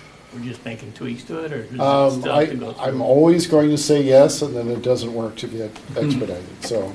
But it seemed like that sucked up the bulk of the time, is having other communities look at it. It does. So with comprehensive plans, the Met Council has the same time frame that we have as a city, so they have 60 days to review it. Yep. One of the challenges that we have with the comprehensive plan amendment, the neighboring communities, I believe, have 6 months for review, which is slows down everything. So I think a lot of the city planners have kind of an unwritten agreement that we're going to, most part, not provide comments, and we're going to say we're not going to provide comments within a few days. So we've gone through that process. We did not have any comments from adjacent communities. I guess what I'm asking though is will this go faster? So no, will they have to re-review this? Yes. Oh. So the intention, depending on if the Plan Commission gives a recommendation tonight, this will go to the City Council on Tuesday next week. There's still a few tweaks that we need to make to the actual comp plan itself, and then it would be submitted to the Met Council still in December. And then it's reviewed by staff and then is reviewed by the full Met Council. So I would imagine that would probably hoping would happen in January. December is always a difficult month for reviews.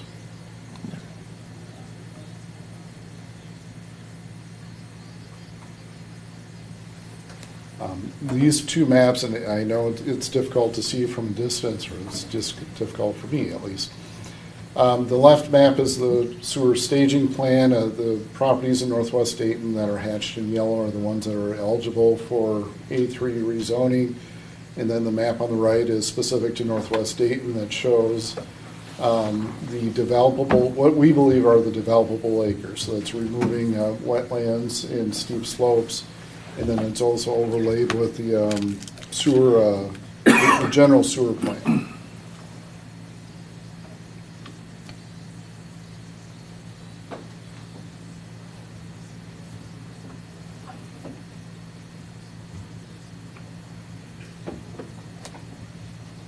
So any questions? And this is a public hearing.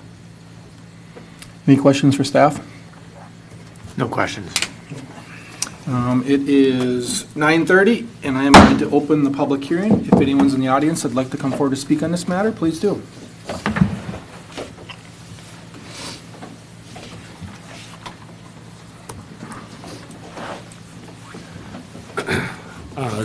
Zach Brown with BK Land Development, 13311 Arrowwood Lane.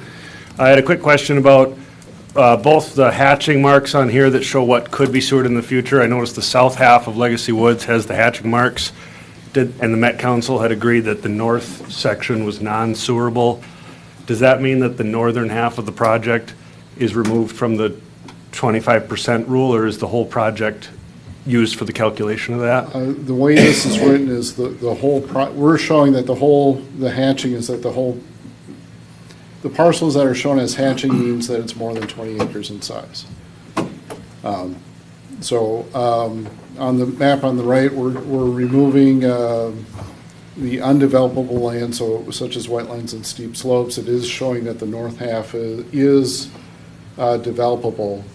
You know, I guess a question for you as the developer is providing reasoning of why it's not developable. I'm just wondering if it's going to be used for the calculation of the 25% rule.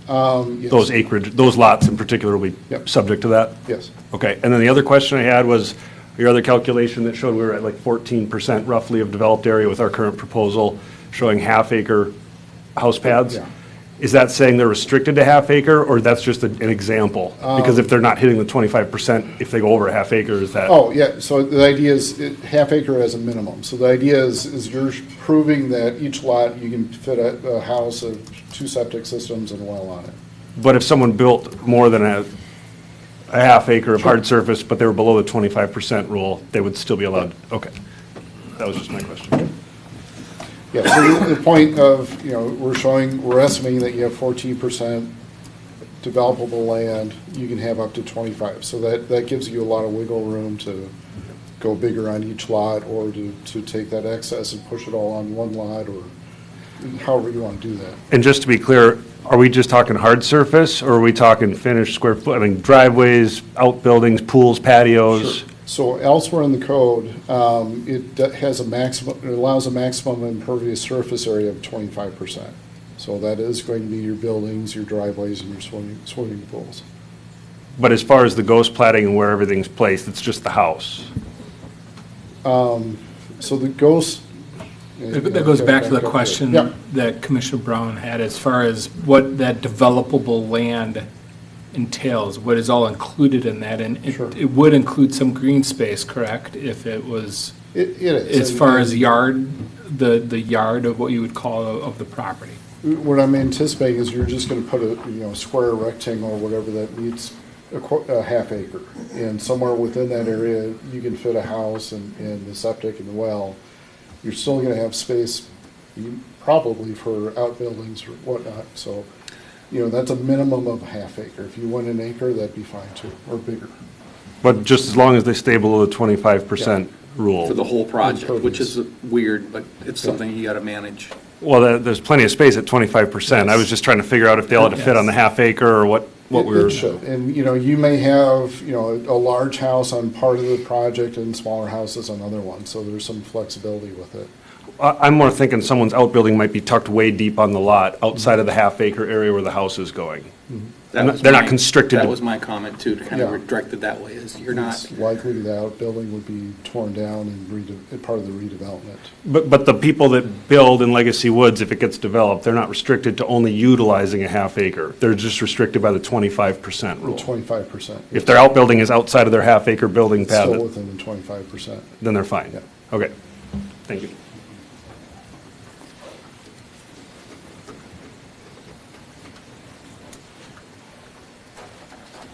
Hello again. Jack Burnens, 14770 Thicket Lane. I think most of you know, part of our total 120 acres is, we're looking at the A3 on that. We had the concept plan approved, et cetera. So I just have some clarifying questions like Zach had. Because we read through this and three of us read it, and it's like, well, you can interpret it this way or you can interpret it that way, and so we just want to kind of be clear. So the first thing, the 25 or the 75% undeveloped, I take it can be either on a lot basis or on the total development. Correct. Okay, so like in our case, we would look at the total development, and 75% would be farmland and 25% would be lots. Yeah. And then the 25% impervious is just on the lot itself, right? Correct? So if you have a 3-acre lot, then 25% of that 3 acres. 3 acres would be, impervious area. okay. Yeah. Okay. And then, I guess the other thing I saw, and I guess for us, because, 75% is still agricultural, it looked like there was a sub-point D that said agricultural buildings are allowed on the, even though we're going to have a deed or whatever, covenant or something that says can't build on this 75% of the acres that are, non-buildable, you can still put agricultural buildings on that land. Yeah, so the intent of that language, and I had your project in mind, is not to prohibit agricultural use. Okay. Within the A3 district. Okay. Your use is unique because you have an agricultural use and a commercial use. And so Right. the event center and the parking lot would be included within that 25% developable area. The agricultural buildings are excluded. Okay. But the 25% would apply to the proposed 35-acre parcel that we're putting the event center on. Because it'd be by lot, right? Yeah.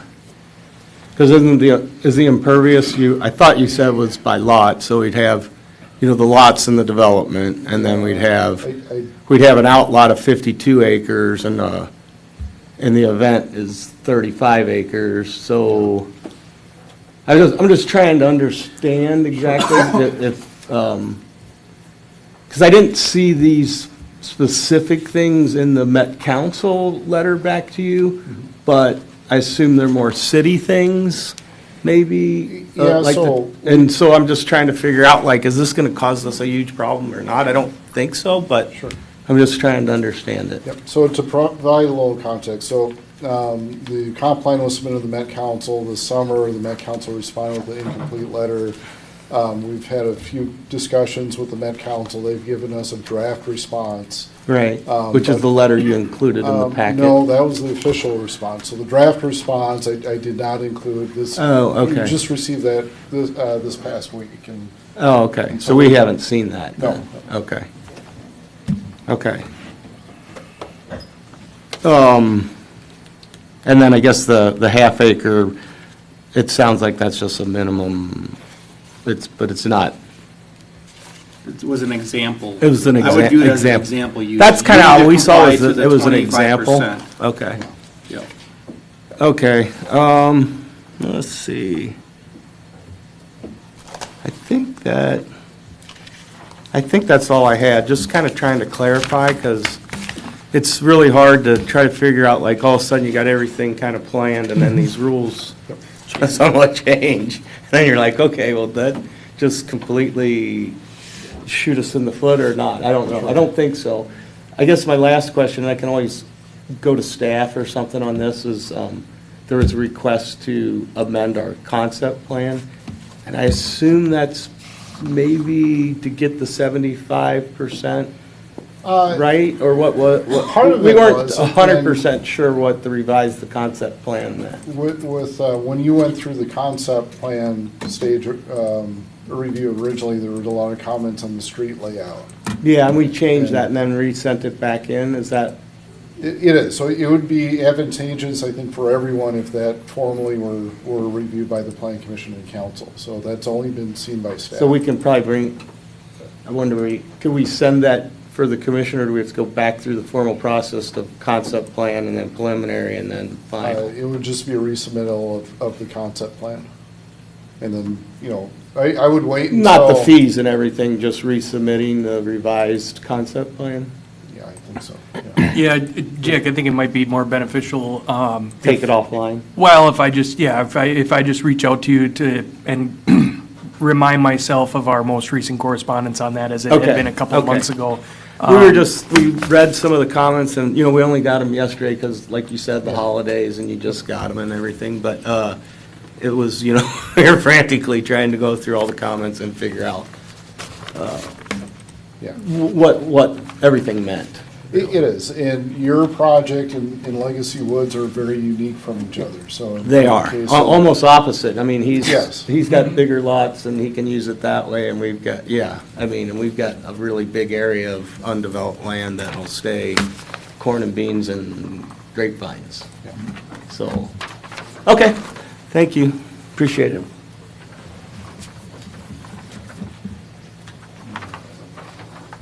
Is there anyone else in the audience that'd like to come forward and speak on this item?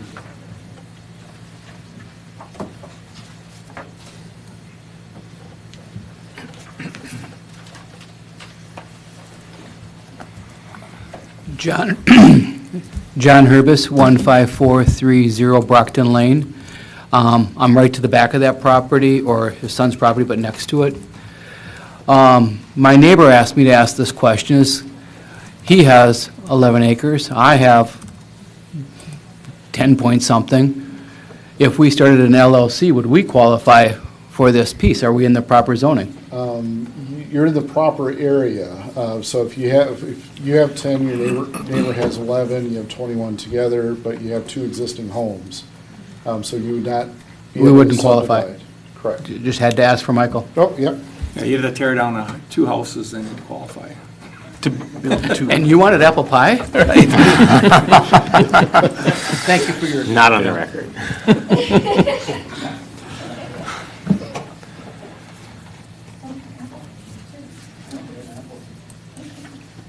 Is there anyone online at all?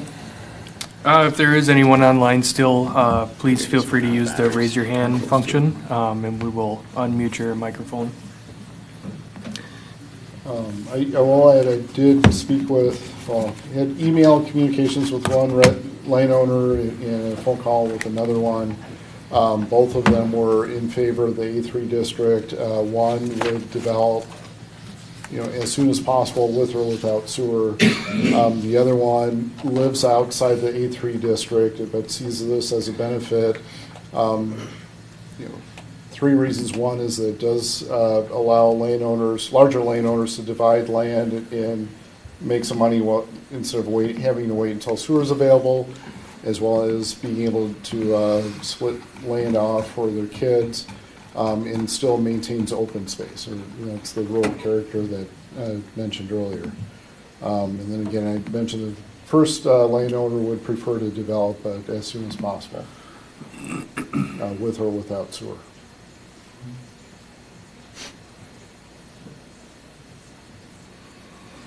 Yeah, if there's no one else in the public that'd like to speak, it is 9:46 and we're going to close the public hearing. And then, is there any discussion up here with commissioner members before we entertain a motion? This has been pretty extensively discussed. I think if anyone's not clear on the changes, I think they're pretty clear. I don't really have much to add. I'm supportive of this. So am I. I agree. Yeah, well, Make a motion to approve the amendments as written. Second. all those in favor? Aye. Motion carries 4-0. Thank you. Thank you. All right. Just young. Moving on to item 9, notices and announcements.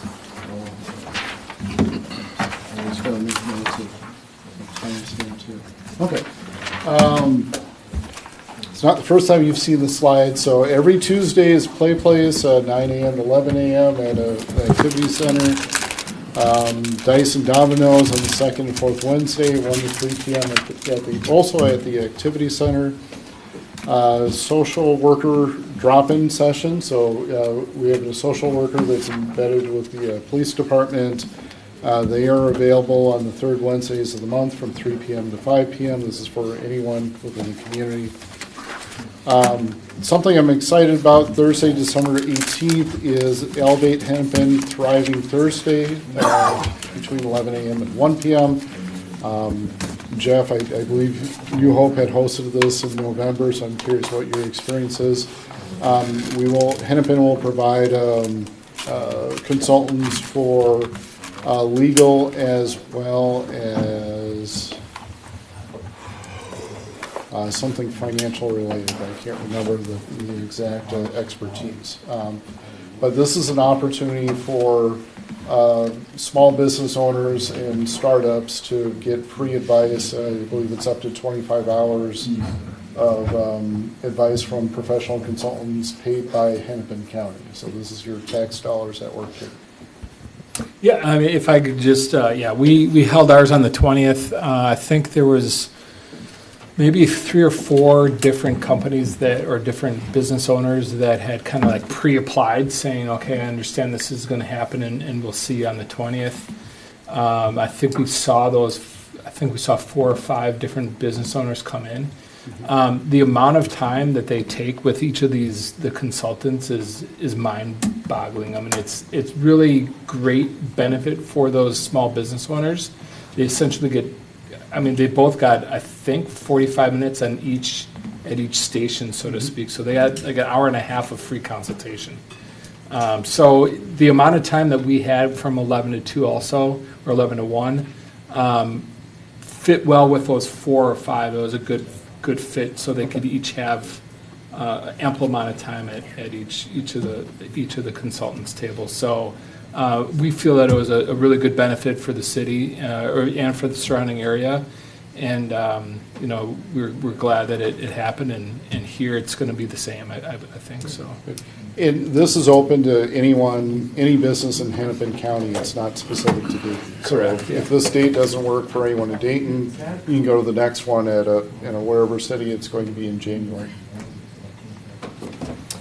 Mayor for a day. Oh yeah, we're before December 12th. So for 4th, 5th, and 6th graders, they can submit an essay for what would you do if you were mayor for a day. This would be submitted to the League of Minnesota Cities. Economic development vacancies, we have a vacancy with applications that were due a couple days ago, so I'm a little late in putting this on a notice. Holiday, so the reason why Plan Commission is meeting Wednesday instead of your normal Thursday is because tomorrow is the Holiday Festival. So we have a light parade from 6 p.m. to 8 p.m., as well as food vendors and Santa and the Grinch, the infamous Grinch. So again, this is our 3rd year doing this. We've been surprised by and happy with the amount of turnout that we've had. Hopefully the weather will cooperate a little bit. I know there's a few announcements that I'm missing. We are sponsoring a coat drive. And I think we have a Letters to Santa drop-off, I believe, at Public Works, if I remember correctly. It's So right I out front apologize here, that isn't it? right I think it's outside right of in front of City the Hall. building, yeah. So I apologize, I don't have slides Right for from that. there. So otherwise, our next council meeting will be Thursday, January 8th at 6:30 p.m. Thank you, John. We are now on to item number 10. Jump on this one. I'd like to make a motion to adjourn. I'll second. All those in favor? Aye. Aye. Before 10 o'clock. There we go. Nice job. We did it. Hey, Hayden,